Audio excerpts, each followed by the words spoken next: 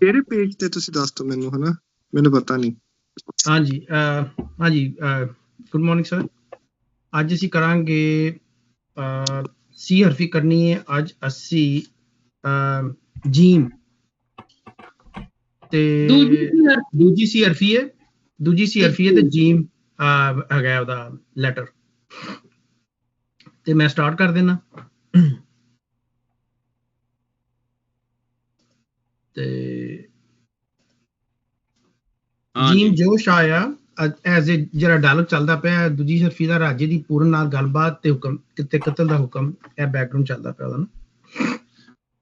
Gym ਜੋਸ਼ ਆਇਆ ਸਲਵਾਨ ਰਾਜੇ, ਅੱਗੋਂ ਉੱਠ ਕੇ ਇੱਕ ਚਪੇੜ ਮਾਰੇ, ਆਖੇ ਫੇਰ ਬਰਾਬਰੀ ਬੋਲਣਾ ਹੈ, करे नमक हरामिया ऐड करे, अखी देख निशानियां आया मैं, तेरे जी दे पूर्ण भेद सारे, कादर यार गुनाह ना दोष कोई, पूरन भगत रोंदा औंधी जार जारे। हाँ जी किशोर जी पढ़ो तुसी। हे हुक्म ना फेरदा कोई अगों, परेशान सारा परिवार होया, थर थर कंबदे रंग महल सारे, कैरवान जदों सरदार होया, करे सद के हुक्म जलादियां नू, धुम्मी खबर नगरी हाहाकार होया, कादर यार वजीर नू दे गालियां, तेरा अकल केड़े दरकार होया। हाँ जी अमरजीत जी। हाँ जी अगला मैं पढ़ देना जी। इच्छरा नू पूरन दी सजा दा पता लगना, खे खबर होई रानी इच्छरा नू, जिस जाया पूरन पुत साई, चूड़ा पन ते तोड़ हमेल बीड़े, वाल पुट रानी सिर खाक पाई, मंदा घाओ प्यारियां पुत्रां दा, रानी भज के राजे दे पास आई, कादर यार खड़ो पुकार करदी, एदे नाल की राजा वैर साई। हाँ जी गुरदास जी ताड़े को है टेक्स्ट। अच्छा अगला क्या है? हाँ दाल दाल दूर हो रानियां कहे राजा। दाल ना मेरे को पे है नहीं। खे दे बाद दाल है, खे दे बाद दाल आंदी है, देख आंदा, देख रानी कहे आप राजा, यही है। हाँ यही है ठीक है दाल थोड़ा फर्क है। हाँ देख रानी कहे आप राजा, कहे दार बदकार नू जम्मिया। सही में सही पढ़िया? ठीक है साडा थोड़ा फर्क है, पढ़ी जाओ तुसी। मैं अपना ओक तो पढ़दा है ना। जिना विच हियाओ ना शर्म होवे, कादर यार कहने सलवान राजा, एदे नाल गवाऊंगा मार तेनू, हस जमदियां लाया ई दाख मैनू, मेरे पुत्र ना जमदे इंज केनू, तद वस्ता जे तुसी डरो ओनू ओ वरो ओनू। मैं पढ़दे थोड़ा जिहा जिथों किताब तो जी साढ़े सारे को दोबारा पढ़ दे तुसी। हाँ सही करके पढ़ दे। दाल दूर हो रानीए कहे राजा, एदे नाल गवाफसा मार तैनू, केहे वार बदकार नू जम्मिया ई, जिस जमदियां लाया ई दाग मैनू, जिन्हां विच हया ना शर्म होवे, ऐसे पुत्र तां जम्मीए फिर कैनू, कादर यार कहंदा सलवान राजा, तुद दसदा जे तुसी वरो एनू। वरो मैंने हुंदा विआह करना, एदे नाल विआह करना। वार तो वरो, अच्छा वार मैंने हुंदा हस्बैंड। ठीक है बस इन्ना ही पढ़े, इन्ना पढ़ना कि अगली सी भी पढ़नी है? काफी ठीक है हाँ चार हो गए ठीक है। हाँ जीव जोश आया सलवान राजे, अगों उठ के एक चपेड़ मारे, आखे फिर बराबरी बोलना है, करे निमक हरामिया ऐड करे, अखी वेख निशानियां आया मैं, तेरे जी दे पूरना भेद सारे, कादर यार गुनाह ना दोष कोई, पूरन गत रोंदा औंदी जार जारे। ਉਹਨੇ ਜਦੋਂ ਕਿਹਾ ਕਿ ਮੈਂ ਐਸਾ ਕੰਮ ਨਹੀਂ ਕੀਤਾ, ਤੁਸੀਂ ਗਰਮ ਤੇਲ ਲਵੋ, ਉਹਦੇ 'ਚ ਮੇਰੀ ਉਂਗਲੀ ਪਾਓ, ਮੇਰਾ ਤੁਸੀਂ ਟੈਸਟ ਕਰੋ ਤੇ ਤੁਹਾਨੂੰ ਪਤਾ ਲੱਗ ਜਾਏਗਾ ਮੈਂ ਸੱਚਾ ਵਾਂ ਕਿ ਝੂਠਾ ਵਾਂ। ਇਸ ਗੱਲ ਦੇ ਜਵਾਬ 'ਚ ਉਹ ਬਹੁਤ ਜ਼ਿਆਦਾ ਫਲੇਅਰ ਅਪ, ਗੁੱਸੇ 'ਚ ਆ ਜਾਂਦਾ ਹੈ ਸਲਵਾਨ, ਔਰ ਚਪੇੜ ਮਾਰਦਾ ਹੈ। ਇਹ ਚਪੇੜ ਮੈਨੂੰ ਬੜਾ ਅਜੀਬ ਜਿਹਾ ਲੱਗਾ ਕਿ ਬਾਦਸ਼ਾਹ ਹੈਗਾ, ਉਹ ਇੱਕ ਬੜਾ ਸਟੇਟਸ ਜਿਹੜਾ ਉਹਦਾ ਹੈ, ਸਟੇਟਸ ਉਹਦਾ ਬਿਲੋ ਹੈ ਕੋਈ ਚਪੇੜ ਮਾਰੇ ਪੁੱਤਰ ਨੂੰ। ਇਸ ਤਰ੍ਹਾਂ ਕਦੀ ਪੜ੍ਹਿਆ ਨਹੀਂ ਮੈਂ ਬਾਦਸ਼ਾਹਾਂ ਬਾਰੇ ਕਿ ਉਹ ਸਜ਼ਾ ਦੇ ਸਕਦੇ ਨੇ ਜਾਂ ਹੋਰ ਕੋਈ ਗੱਲ ਕਰ ਸਕਦੇ ਨੇ। ਇਹ ਬੜੀ ਇੱਕ ਸਾਡੇ ਇੱਕ ਬੜਾ ਲੋਕਲਾਈਜ਼ਡ ਜਿਹਾ ਇਹ ਗੱਲ ਹੈ, ਚਪੇੜ ਮਾਰਨੀ ਕਿਸੇ ਨੂੰ। ਆਖੇ ਫੇਰ ਬਰਾਬਰੀ ਬੋਲਣਾ ਹੈ, ਕਰੇ ਨਿਮਕ ਹਰਾਮੀਆਂ ਐਡ ਕਾਰੇ। ਐਡ ਮੈंने ਇੰਨੇ ਜ਼ਿਆਦਾ ਕਾਰੇ ਮੈंने ਜਿਹੜੇ ਤੂੰ ਕੰਮ ਕਰ ਰਹੇ ਹੈ ਔਰ ਫਿਰ ਬਰਾਬਰ ਬੋਲ ਰਹੇ ਹੈ। ਮੈਂ ਅੱਖੀ ਵੇਖ ਨਿਸ਼ਾਨੀਆਂ ਆਇਆ ਵਾਂ, ਕੋਈ ਨਿਸ਼ਾਨੀ ਨਹੀਂ ਵੇਖ ਕੇ ਆਇਆ। ਤੇਰੇ ਜੀ ਦੇ ਪੂਰਨਾ ਭੇਤ ਸਾਰੇ। ਇਹ ਹੋ ਸਕਦਾ ਹਾਂ ਕਿ ਲੂਣਾ ਨੇ ਉਹਨੂੰ ਆਪਣੇ ਕਮਰੇ 'ਚ ਬੁਲਾ ਕੇ ਕੁਛ ਦਿਖਾਇਆ ਹੋਵੇ ਕਿ ਦੇਖੋ ਜੀ ਇਹ ਕੀਤਾ, ਇਹ ਕੀਤਾ। ਕਾਦਰ ਯਾਰ ਗੁਨਾਹ ਨਾ ਦੋਸ ਕੋਈ, ਪੂਰਨ ਘੱਤ ਰੋਂਦਾ ਆਉਂਦੀ ਜ਼ਾਰ ਜ਼ਾਰੇ।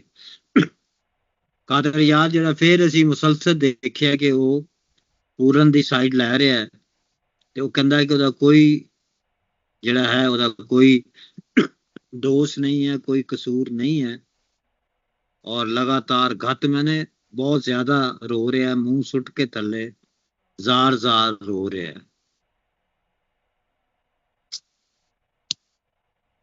ਇਹਦੇ 'ਚ ਕੋਈ ਹੈ ਗੱਲ ਤੇ ਦੱਸੋ, ਨਹੀਂ ਤੇ ਫਿਰ ਅੱਗੇ ਚੱਲੀਏ। ਮੇਰੇ ਖਿਆਲ ਇਹੀ ਜਿੱਦਾਂ ਤੁਸੀਂ ਕਹਿੰਦੇ ਕਿ ਥੋੜੀ ਅਨਯੂਜੂਅਲ ਗੱਲ ਹੈ ਕਿ ਚਪੇੜ ਮਾਰਨੀ। ਮੇਰਾ ਖਿਆਲ ਹੈ ਹਾਂਜੀ ਰਾਜੇ ਦਾ ਇਹ ਮਾਂ, ਇਹ ਪਿਓ ਦਾ ਤੇ ਪੁੱਤਰ ਦਾ ਰਿਲੇਸ਼ਨ ਦੀ ਗੱਲ ਕਰਦੇ ਹਾਂ। ਕਿਸੇ ਪੁੱਤਰ ਨੂੰ ਜੇ ਤੁਸੀਂ ਸ਼ਰਮਸਾਰ ਕਰਨਾ, ਇਹ ਨਹੀਂ ਕਿ ਤੁਸੀਂ ਉਹਨੂੰ ਕੋਈ ਸਜ਼ਾ ਦੇਣੀ ਆ, ਕੋਈ ਐਸੀ ਗੱਲ ਹੈ। ਉਹਨੂੰ ਸਿਰਫ ਇਹ ਰਿਲੇਸ਼ਨ ਚਪੇੜ ਮਾਰਨਾ ਮੇਰੇ ਖਿਆਲ ਉੱਥੋਂ ਪਿਓ ਮਾਂ ਦੇ ਰਿਲੇਸ਼ਨ 'ਚ ਆਉਂਦਾ, ਰਾਦਰ ਦੈਨ ਰਾਜਾ ਤੇ ਰਾਣੀ ਤੋਂ ਉਹਨਾਂ ਦੇ ਰਿਸ਼ਤੇ ਵਿੱਚੋਂ। ਮੇਰਾ ਖਿਆਲ ਇਹਦੇ 'ਚ ਇਹੀ ਹੋਣਾ, ਚਪੇੜ ਮਾਰਨੀ ਅਗਲੇ ਨੂੰ ਸ਼ਰੇਆਮ ਸ਼ਰਮਸਾਰ ਕਰਨਾ ਆਪਣੇ ਫੈਮਿਲੀ ਦੇ ਰਸਮਾਂ ਦੇ ਹਿਸਾਬ ਦੇ ਨਾਲ।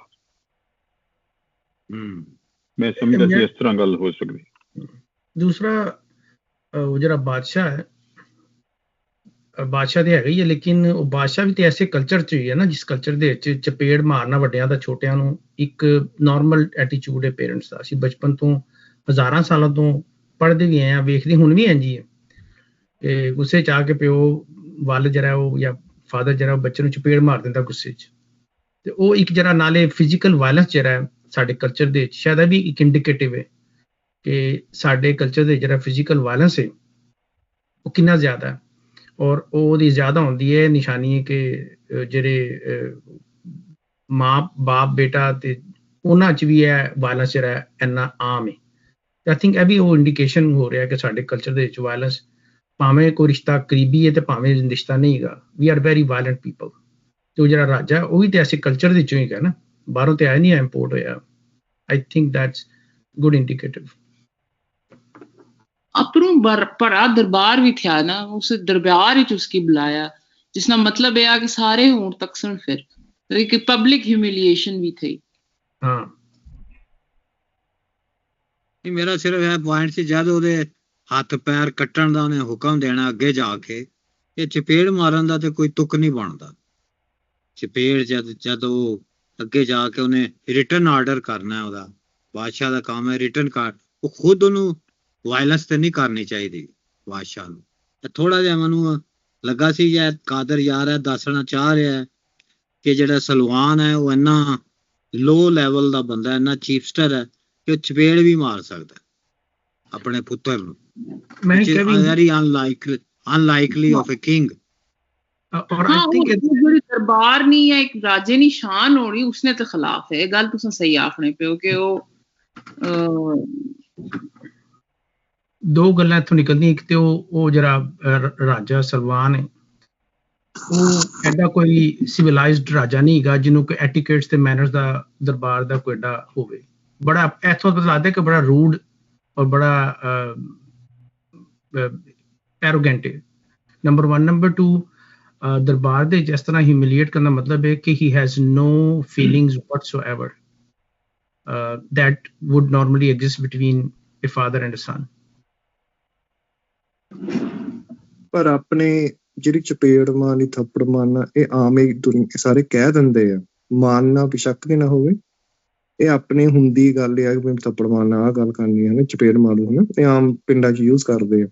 ਸੋ ਯਾ ਹੋ ਸਕਦਾ ਉਹਨੇ ਕਈ ਗੱਲ ਹੋਵੇ, ਜਾਂ ਹੋ ਸਕਦਾ ਕਾਦਰ ਯਾਰ ਨੇ ਇੱਕ ਮੈਟਾਫੋਰਿਕਲ ਗੱਲ ਵਿੱਚ ਲਿਖ ਦਿੱਤੀ ਹੈ ਨਾ, ਟੂ ਸ਼ੋ ਪਾਵਰ, ਤਾਂ ਜੋ ਆਮ ਲੋਕਲੀ ਸਾਰੇ ਯੂਜ਼ ਕਰੇ ਲੈਂਦੇ ਆ। ਸੋ ਆਪਾਂ ਬਾਹਲਾ ਡੀਪ ਮੀਨਿੰਗ ਇਹਦੇ ਵਿੱਚ ਦੇ ਨਹੀਂ ਸਕਦੇ ਹੈਗੇ ਹਨਾ, ਸ਼ਾਇਦ ਕਿਹਾ ਹੋਵੇ ਜਾਂ ਨਾ ਕਿਹਾ ਹੋਵੇ, ਪਰ ਆਪਣੇ ਆਮ ਹੀ ਕਹਿ ਦਿੰਦੇ ਆ, ਬੱਚੇ ਨੂੰ ਵੀ ਕਹਿ ਦਿੰਦੇ ਆ, ਗੱਲਾਂ 'ਚ ਵੀ ਇੱਕ ਦੂਜੇ ਨੂੰ ਕਹਿ ਦਿੰਦੇ, ਭੈਣਾਂ ਭੈਣਾਂ ਲੜਦੀਆਂ ਉਹ ਕਹਿ ਦਿੰਦੀਆਂ ਹਨਾ, ਇਹ ਆਮ ਥੋੜੀ ਜਿਹੀ ਥਰੋ ਅਵੇ ਕਮੈਂਟ ਆ ਮੇਰਾ ਖਿਆਲ।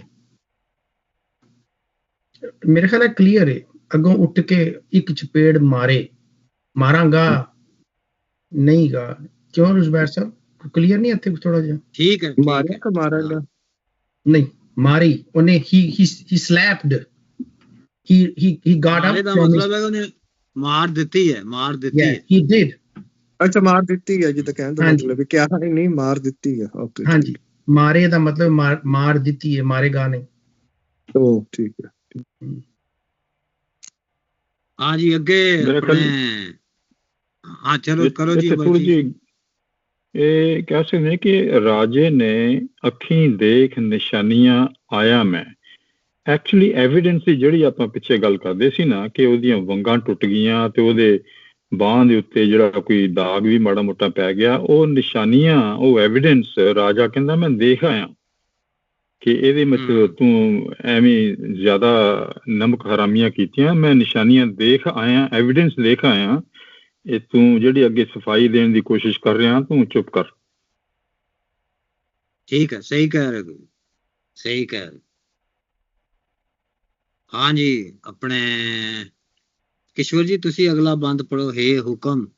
ਜੀ ਬਿਲਕੁਲ। ਹੈ ਹੁਕਮ ਨਾ ਫੇਰਦਾ ਕੋਈ ਅੱਗੋਂ, ਪਰੇਸ਼ਾਨ ਸਾਰਾ ਪਰਿਵਾਰ ਹੋਇਆ, ਥਰ ਥਰ ਕੰਬਦੇ ਰੰਗ ਮਹਿਲ ਸਾਰੇ, ਕੈਰਵਾਨ ਜਦੋਂ ਸਰਦਾਰ ਹੋਇਆ, ਕਰੇ ਸਦ ਕੇ ਹੁਕਮ ਜਲਾਦਿਆਂ ਨੂੰ, ਧੁੰਮੀ ਖਬਰ ਨਗਰੀ ਹਾਹਾਕਾਰ ਹੋਇਆ, ਕਾਦਰ ਯਾਰ ਵਜ਼ੀਰ ਨੂੰ ਦੇ ਗਾਲੀਆਂ, ਤੇਰਾ ਅਕਲ ਕਿਹੜੇ ਦਰਕਾਰ ਹੋਇਆ।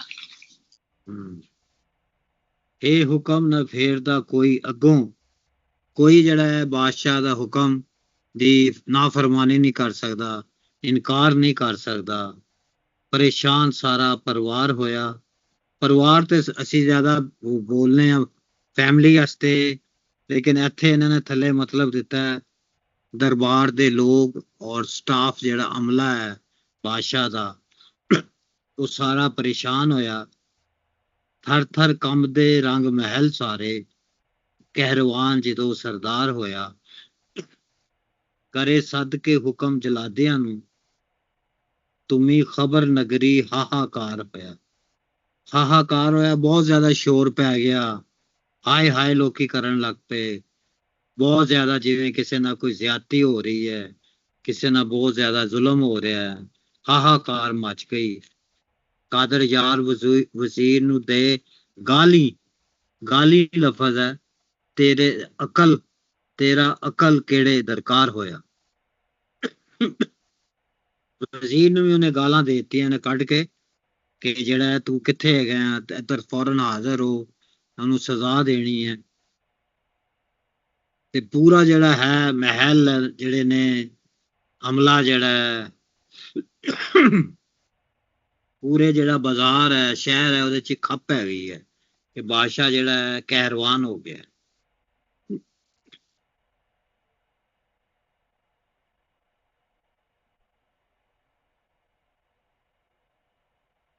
ਇੱਥੇ ਮੇਰੇ ਖਿਆਲ ਅਖੀਰਲੀ ਲਾਈਨ ਦੇ ਵਿੱਚ ਹੁਣ ਪੂਰਨ ਦੇ ਤਾਂ ਖੈਰ ਚਲੋ ਚਪੇੜ ਮਾਰ ਦਿੱਤੀ ਆ, ਪਰ ਵਜ਼ੀਰ ਨੂੰ ਵੀ ਰਾਜਾ ਗਾਲਾਂ ਕੱਢਣ ਲੱਗ ਪਿਆ ਔਰ ਉਹਨੂੰ ਕਿਹਾ ਕਿ ਤੇਰੀ ਅਕਲ ਕਿਹੜੀ ਦਰਕਾਰ ਹੋਇਆ, ਕਿ ਵਜ਼ੀਰ ਨੂੰ ਕਹਿੰਦਾ ਕਿ ਤੇਰੀ ਅਕਲ ਨੂੰ ਕੀ ਹੋਇਆ।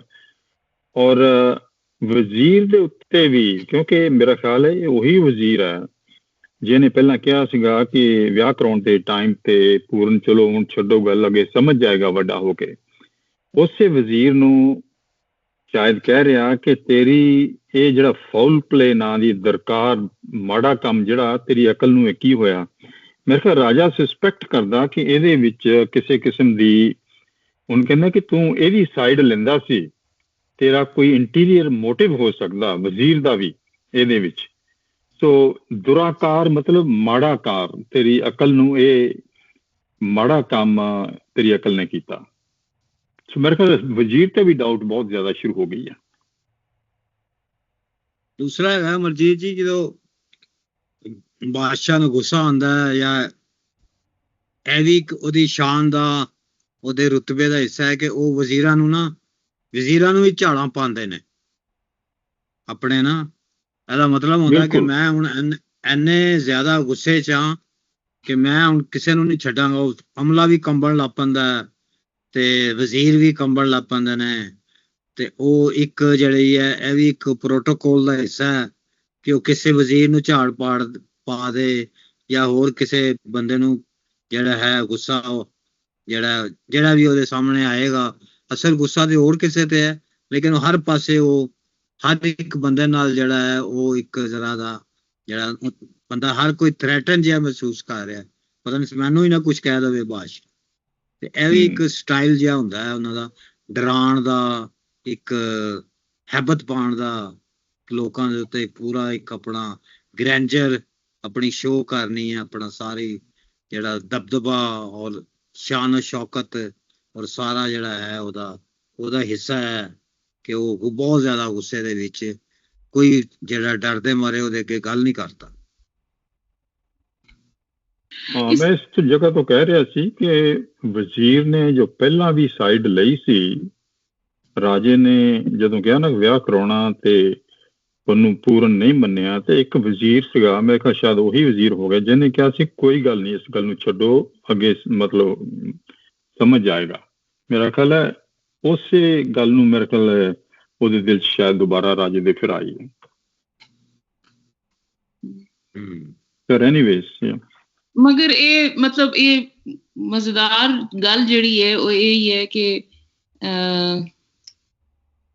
ਕਾਦਰ ਯਾਰ ਉਸ ਵਕਤ ਮਹਾਰਾਜਾ ਰਣਜੀਤ ਸਿੰਘ ਨੇ ਦਰਬਾਰ ਵਿੱਚ ਸਾ, ਜਾਂ ਬੰਦਾ ਆਖੀ ਤੱਕਣਾ ਕਿ ਉਸ ਪਰ ਵੀ, ਜਾਂ ਫਿਰ ਉਹ ਦੂਸਰੇ ਦਰਬਾਰ ਤੱਕਣਾ ਪਿਆ, ਦੂਏ ਰਾਜੇ ਤੱਕਣਾ ਪਿਆ। ਇੱਕ ਉਹ ਪੈਰਲਲ ਵੀ ਦਿਸਣਾ ਪਿਆ ਕਿ ਜਦੋਂ ਇਤਨਾ ਤਾਕਤਵਰ ਕੋਈ ਰਾਜਾ ਹੋਵੇ ਉਸਨੇ ਅੱਗੇ ਫਿਰ ਕੋਈ ਵੀ ਨਹੀਂ ਬੋਲੀ ਸਕਣਾ, ਭਾਵੇਂ ਗੱਲ ਸੱਚੀ ਨਾ ਹੋਏ, ਪਰ ਉਸਨਾ ਹੁਕਮ ਫਿਰ ਕੋਈ ਨਹੀਂ ਫੇਰੀ ਸਕਣਾ। ਜਿਹੜਾ ਕਿਹੜਾ ਸਿੱਧਾ ਹੁਕਮ ਆ ਜਾਂ ਕੋਈ ਗਲਤ ਗੱਲ ਆਖਣਾ ਪਿਆ, ਪਰ ਉਹ ਸਾਰਾ ਪਰਿਵਾਰ ਜਿਹੜਾ ਹੈ ਪਰੇਸ਼ਾਨ ਬਿਸ਼ੱਕ ਹੋਏ, ਪਰ ਉਹ ਹੁਕਮ ਨਹੀਂ ਫੇਰੀ ਸਕਣਾ। ਮੇਰੇ ਖਿਆਲ ਇਹ ਵੀ ਇੱਕ ਇੰਡੀਕੇਸ਼ਨ ਹੈ ਕਿ ਸਾਡਾ ਜਿਹੜਾ ਪੰਜਾਬ ਦਾ ਧਰਤੀ ਹੈ ਜਾਂ ਕਲਚਰ ਹੈ, ਉਹਦੇ 'ਚ ਜਿੰਨੇ ਵੀ ਰਾਜੇ ਜਾਂਦੇ ਨੇ ਜਾਂ ਆਉਂਦੇ ਨੇ, ਉਹਨਾਂ ਦਾ ਗਜ਼ਬ, ਜਲਾਲ ਔਰ ਉਹਨਾਂ ਦਾ ਜਿਹੜਾ display of being autocrat and supreme powerful, ਉਹ ਇੱਕ ਸ਼ਾਇਦ ਕਾਦਰਿਆ ਦਿਖਾਣਾ ਚਾਹ ਰਿਹਾ ਕਿ ਸਾਡੀ ਧਰਤੀ ਦੇ ਜਿਹਦੇ ਕੋਲ ਪਾਵਰ ਹੁੰਦੀ ਹੈ, ਭਾਵੇਂ ਉਹ ਚੌਧਰੀ ਹੋਵੇ ਭਾਵੇਂ ਉਹ ਬਾਦਸ਼ਾਹ ਹੋਵੇ, ਉਹ ਆਪਣਾ ਕਹਿਰ ਜਿਹੜਾ ਨਾ ਉਹ ਵਿਖਾਉਂਦਾ ਲੋਕਾਂ ਤੇ ਖੌਫ ਹੀ ਪਾਉਣ ਵਾਸਤੇ, ਤਾਂ ਕਿ ਕਿਸੇ ਜ਼ਰੂਰਤ ਨਾ ਹੋਵੇ, as opposed to modern democratic system। ਸ਼ਾਇਦ ਇਹ ਵੀ ਦਿਖਾਣਾ ਚਾਹ ਰਿਹਾ, ਕਿਉਂਕਿ ਤੁਸੀਂ ਵੇਖੋ ਕੋਈ ਵੀ ਤੁਸੀਂ ਬਾਦਸ਼ਾਹ ਚੁੱਕ ਲਓ, ਮੁਗਲਾਂ ਦਾ ਪੁਰਾਣਾ ਜਾਂ ਕਾਦਰੀਆ ਜਾਂ ਕਿਸੇ 'ਚ, ਉਹ ਜਿਹੜਾ ਜਿਹਦੇ ਕੋਲ ਪਾਵਰ ਹੈ ਉਹ ਕਹਿੰਦੇ ਨਾ ਐਬਸਲੂਟ ਪਾਵਰ ਜਿਹੜੀ ਹੈ ਉਹ ਐਬਸਲੂਟ ਕਰਪਟ ਕਰਦੀ ਹੈ। ਉਹ ਇੱਕ display of power and authority ਜਿਹੜਾ ਨਾ, ਉਹ ਇੱਕ I think it's an ongoing culture in a autocratic monarch system, ਜਿਹਨੂੰ ਕਾਦਰੀਆਰ ਸਿਰਫ ਹਾਈਲਾਈਟ ਕਰਦਾ ਪਿਆ ਕਿ ਇਹ ਜਿਹੜੀ ਕਲਚਰ ਹੁੰਦਾ ਵੇ ਹਰ ਸਿਸਟਮ ਦਾ, ਉਹਦੇ 'ਚ ਅਗਰ ਬਾਦਸ਼ਾਹ ਤੇ ਬਾਦਸ਼ਾਹ ਦਾ ਹੀ ਹੋਏਗਾ। ਤੁਸੀਂ ਕੋਈ ਬਾਦਸ਼ਾਹ ਹਿਸਟਰੀ ਨਹੀਂ ਦੇਖੋਗੇ ਜਿਹੜਾ ਕਿ ਰਹਿਮ ਦਿਲ ਹੋਵੇ, ਸਿਰਫ ਸਟੋਰੀਆਂ 'ਚ ਦੇਖੋਗੇ, ਐਕਚੁਅਲ ਕਿਸੇ 'ਚ ਨਹੀਂ ਵੇਖੋਗੇ।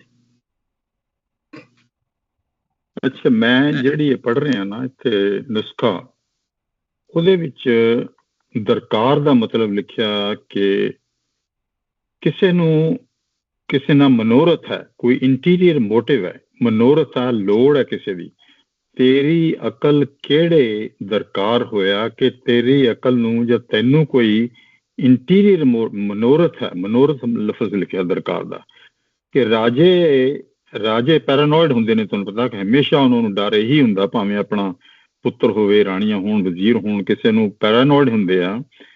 ਇਹ ਕੁਐਸਚਨ ਕਰ ਰਿਹਾ ਵਜ਼ੀਰ ਨੂੰ ਕਿ ਤੇਰਾ ਇਹਦੇ ਵਿੱਚ ਇੰਟੀਰੀਅਰ ਮੋਟਿਵ ਕੀ ਆ, ਇਹਦਾ ਮਤਲਬ ਮਨੋਰਥ ਲਿਖਿਆ, ਤੇਰਾ ਮਨੋਰਥ, ਤੇਰੀ ਇਹਦੇ ਚ ਲੋੜ ਕੀ ਹੈ ਤੈਨੂੰ ਇਹਦੇ ਚ।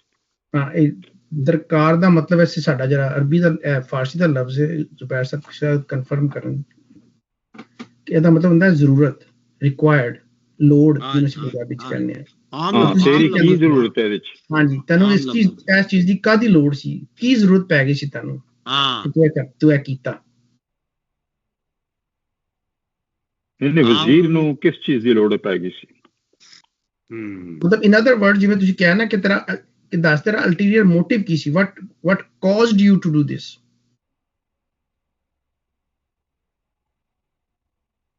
ਜਲਾਦੀਆਂ ਨੂੰ ਵੀ ਉਹਨੇ ਜਲਾਦ ਨੇ ਉਹਨਾਂ ਨੂੰ ਵੀ ਉਹਨੇ ਹੁਕਮ ਕੀਤਾ, ਜਿਹਦੀ ਵਜ੍ਹਾ ਨਾਲ ਹਾਹਾਕਾਰ ਮਚੀ ਹੈ ਕਿ ਹੁਣ ਬਕਾਇਦਾ ਇਹਨੂੰ ਜਾਨ ਤੋਂ ਮਾਰ ਦੇਗਾ ਜਾਂ ਇਸ ਤਰ੍ਹਾਂ ਦੀ ਕੋਈ ਗੱਲ ਹੈ। ਅੱਛਾ, ਹਾਹਾਕਾਰ ਇਸ ਵਾਸਤੇ ਵੀ ਪਈ ਹੈ ਕਿ ਜਿਹਨੂੰ ਮਾਰਨ ਦਾ ਹੁਕਮ ਦੇ ਰਿਹਾ ਉਹ ਫਿਊਚਰ ਕਿੰਗ ਹੈ ਐਂਡ ਕਰੰਟ ਪ੍ਰਿੰਸ ਹੈ। ਦੂਸਰਾ ਹੈਗਾ ਕਿਸੇ ਨੂੰ ਜਦੋਂ ਜਲਾਦ ਨੂੰ ਹੁਕਮ ਦਿੱਤਾ ਜਾਂਦਾ ਹੈ ਤੇ ਉਹ ਆਮ ਵੀ ਕੋਈ ਬੰਦਾ ਹੋਵੇ ਤੇ ਹਾਹਾਕਾਰ ਤੇ ਥੋੜੀ ਜਿਹੀ ਮੱਚਦੀ ਹੈ ਨਾ, ਕਿ ਦੇਖੋ ਯਾਰ ਇਸ ਬੰਦੇ ਨੂੰ ਫਾਹੇ ਲਾਉਣ ਲੱਗੇ ਨੇ ਜਾਂ ਇਹਨੂੰ ਮਾਰਨ ਲੱਗੇ ਨੇ, ਤੇ ਲੋਕਾਂ ਦੇ ਵਿੱਚ ਖੌਫ ਦੀ ਵਜ੍ਹਾ ਨਾਲ ਉਹ ਹਾਹਾਕਾਰ ਹੁੰਦੀ ਹੈ। ਬਿਲਕੁਲ, ਮੇਰੇ ਖਿਆਲ ਉਹ ਕਹਿ ਰਹੇ ਨੇ ਰਹਿਮ ਹੋਵੇ, ਰਹਿਮ ਕਰੋ ਸਮਥਿੰਗ ਲਾਈਕ ਦੈਟ। ਹਾਂਜੀ, ਹਾਹਾਕਾਰ ਦਾ ਮਤਲਬ ਬਿਲਕੁਲ ਸਹੀ ਕਹਿ ਰਹੇ ਹੋ, ਕਿਉਂਕਿ ਦੇਖੋ ਨਾ, ਰਹਿਮ ਕਰੋ ਇਸ ਵਾਸਤੇ ਵੀ ਕਹਿ ਰਹੇ ਨੇ ਕਿ ਉਹ ਪ੍ਰਿੰਸ ਵੀ ਤੇ ਹੈਗਾ ਨਾ, ਹੀ ਇਜ਼ ਨਾਟ ਅ ਕਾਮਨ ਮੈਨ।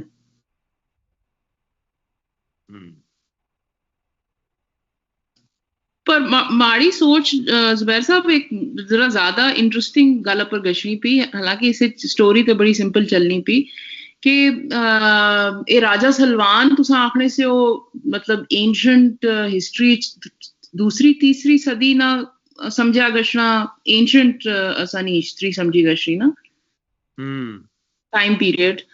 ਤੇ ਮੈਂ ਸੋਚ ਰਹੀ ਸੀ ਕਿ ਸਵਾਏ ਏਂਸ਼ੀਐਂਟ ਗ੍ਰੀਸ ਨੇ ਜਿੱਥੇ ਉਸ ਵਕਤ ਗਵਰਨੈਂਸ ਸਿਸਟਮ ਇੱਕ ਡੈਮੋਕ੍ਰੈਟਿਕ ਸਿਸਟਮ ਸਾ, ਪੂਰੀ ਦੁਨੀਆ 'ਚ ਹੋਰ ਤੇ ਤੁਸਾਂ ਕੀ ਕੋਈ ਜਗ੍ਹਾ ਇਸ ਤਰ੍ਹਾਂ ਨਹੀਂ ਲੱਭਣੀ ਜਿਸ ਵਿੱਚ ਕੋਈ ਡੈਮੋਕ੍ਰੈਟਿਕ ਗਵਰਨੈਂਸ ਸਿਸਟਮ ਹੈ ਏਂਸ਼ੀਐਂਟ ਟਾਈਮਸ ਵਿੱਚ, ਉਹ ਮੋਨਾਰਕੀ ਹੀ ਹੈ। ਤੇ ਇਹ ਬੜੀ ਇੱਕ ਲੈਜਿਟਿਮੇਟ ਜੀ ਗੱਲ ਹੀ ਕਿ ਔਰ ਅਸਾਂ ਨਾ ਸਾਊਥ ਏਸ਼ੀਆ ਵਿੱਚ ਤੇ ਮੈਨੂੰ ਲੱਗਣਾ ਕਿ ਏਂਸ਼ੀਐਂਟ ਕਿਆ ਬੜਾ ख्याल है मिडीवल टाइम्स तक, रेनेसांस तक भी तुसां की कोई डेमोक्रेटिक सिस्टम नहीं दिसना।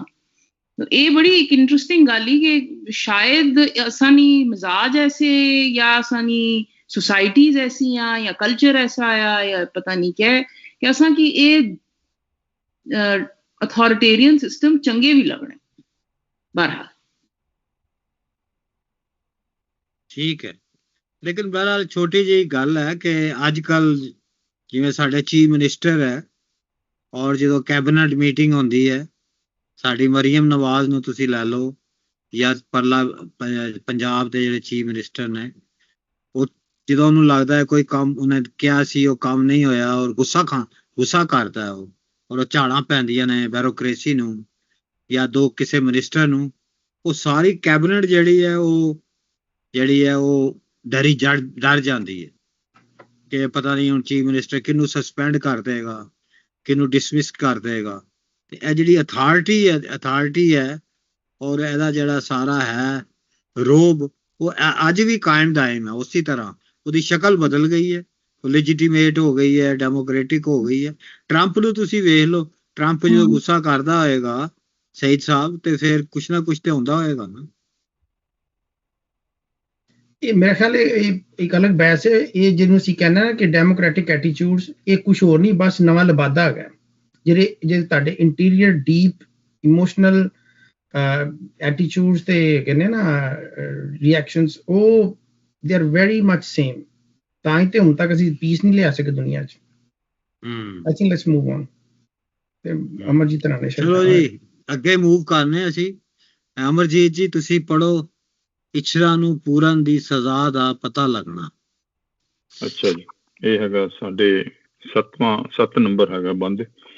ਖੇ ਖਬਰ ਹੋਈ ਰਾਣੀ ਇਛਰਾ ਨੂੰ, ਜਿਸ ਜਾਇਆ ਪੂਰਨ ਪੁੱਤ ਸਾਈ, ਚੂੜਾ ਪੰਨ ਤੇ ਤੋੜ ਹਮੇਲ ਬੀੜੇ, ਵਾਲ ਪੁੱਟ ਰਾਣੀ ਸਿਰ ਖਾਕ ਪਾਈ, ਮੰਦਾ ਕਾਓ ਪਿਆਰਿਆਂ ਪੁੱਤਰਾਂ ਦਾ।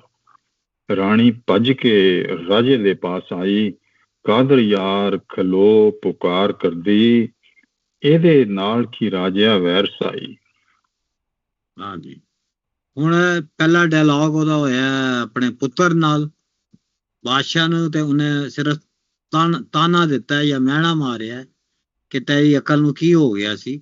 ਅੱਗੋਂ ਵਜ਼ੀਰ ਬੋਲਿਆ ਨਹੀਂ, ਜ਼ਾਹਰ ਹੈ ਗੁੱਸੇ 'ਚ ਹੈ ਬਾਦਸ਼ਾਹ, ਤੇ ਉਹ ਬੋਲਿਆ ਨਹੀਂ। ਹੁਣ ਇਛਰਾ ਜਿਹੜੀ ਹੈ, ਇਛਰਾ ਤੇ ਉਹਦੀ ਜਿਹੜੀ ਹੈ ਮਲਕਾ ਵੀ ਸਿਟਿੰਗ ਜਿਹੜੀ ਕੁਈਨ ਦਾ ਸਟੇਟਸ ਹੈ, ਉਹ ਇਛਰਾ ਨੂੰ ਹੈ। ਖੈਨ ਖਬਰ ਹੋਈ ਰਾਣੀ ਇਛਰਾ ਨੂੰ, ਜਿਸ ਜਾਇਆ ਪੂਰਨ ਪੁੱਤ ਸਾਈ, ਜਿਸਨੇ ਪੂਰਨ ਨੂੰ ਜਿਹੜਾ ਪੁੱਤ ਸੀ ਦੋਵਾਂ ਦਾ, ਉਹਨੂੰ ਜੰਮਿਆ ਸੀ। ਸਾਈ ਮਨੇ ਸੀ, ਥੋੜਾ ਜਿਹਾ ਨੂੰ ਉਹਨੇ ਹਲਕਾ ਜਿਹਾ ਵੈਸਟਰਨ ਪੰਜਾਬੀ ਦਾ ਟੱਚ ਦਿੱਤਾ ਹੈ। ਚੂੜਾ ਬੰਨ ਕੇ ਤੋੜ ਖਮੀਲ ਸੁੱਟੀ, ਇੱਥੇ ਬੀੜੇ ਨਹੀਂ ਹੈਗੇ ਅਮਰਜੀਤ ਜੀ, ਸਾਡੇ ਹੈਗਾ ਖਮੀਲ ਹੈ ਸਿਰਫ। ਖਮੀਲ ਮਨੇ ਗਲੇ ਦਾ ਜ਼ੇਵਰ, ਤੁਹਾਡੇ ਹੈਗਾ ਬੀੜੇ ਨੇ। ਸਾਡੇ ਲਿਖਿਆ ਤੋੜ ਹਮੇਲ ਬੀੜੇ ਲਿਖਿਆ, ਉਹ ਗਲੇ ਦਾ ਹਾਰ ਹੀ ਹੈ ਮੇਰਾ ਖਿਆਲ। ਹਾਂ ਹਾਰ ਹੀ ਨੇ, ਗਲੇ ਦਾ ਹਾਰ ਹੈ ਜਾਂ ਜ਼ੇਵਰ ਹੈ। ਬਾਹਰ ਬੁੱਕ ਰਾਣੀ ਸਰ ਖਾਕ ਪਾਈ, ਉਹਨੇ ਆਪਣੇ ਸਿਰ ਦੇ ਵਿੱਚ ਜਿਹੜਾ ਖਾਕ ਪਾਈ, ਮਿੱਟੀ ਪਾਈ। ਇਹ ਜਿਹੜਾ ਦੇਖੋ ਇਹ ਬੜਾ ਕਮਾਲ ਦੀ ਚੀਜ਼ ਹੈ, ਇਹ ਬੜੀ ਟਿਪੀਕਲ ਪੰਜਾਬੀ ਚੀਜ਼ ਹੈ ਕਿ ਸਿਰ ਵਿੱਚ ਖਾਕ ਪਾਉਣਾ। ਇਹਦੇ ਤੇ ਅਸੀਂ ਕਰਾਂਗੇ ਗੱਲ, ਬੜੀ ਇਹ ਮਜ਼ੇਦਾਰ ਗੱਲ ਹੈ ਕਿ ਸਿਰ ਵਿੱਚ ਮਿੱਟੀ ਪਾਉਣ ਦਾ ਕੀ ਮਤਲਬ ਹੈ। ਮੰਦੇ ਗਾ ਪਿਆਰਿਆਂ ਪੁੱਤਰਾਂ ਦੇ, ਗਾ ਮਨੇ ਜ਼ਖਮ, ਗਹਿਰੇ ਜ਼ਖਮ ਜਿਹੜੇ ਡੀਪ ਵੂੰਡ ਨੇ, ਪੁੱਤਰਾਂ ਦੇ ਬੜੇ ਮੰਦੇ ਬੁਰੇ ਜਿਹੜੇ ਭੈੜੇ ਜ਼ਖਮ ਨੇ ਪੁੱਤਰਾਂ ਦੇ। ਰਾਣੀ ਭੱਜ ਕੇ ਰਾਜੇ ਦੇ ਪਾਸ ਆਈ, ਕਾਦਰ ਯਾਰ ਖੜੋ ਪੁਕਾਰ ਕਰਦੀ, ਇਹਦੇ ਨਾਲ ਕੀ ਰਾਜਿਆ ਵੈਰ ਸਾਈ। ਕਹਿੰਦਾ ਠਹਿਰ, ਆਪਣੇ ਖਾਮਨ ਨੂੰ ਕਹਿ ਰਹੀ ਠਹਿਰ ਜ਼ਰਾ, ਇੱਕ ਮਿੰਟ ਜ਼ਰਾ ਸਬਰ ਕਰ, ਇਹਦੇ ਨਾਲ ਤੈਨੂੰ ਕੀ ਵੈਰ ਹੈ ਮੇਰੇ ਪੁੱਤਰ ਦੇ ਨਾਲ।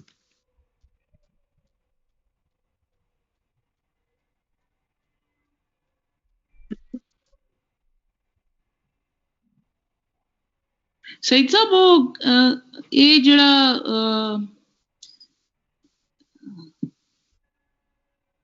ਇਹ ਜਿਸ ਤਰ੍ਹਾਂ ਨਹੀਂ ਇਹ ਮਿਸਰਾ ਯਾਰ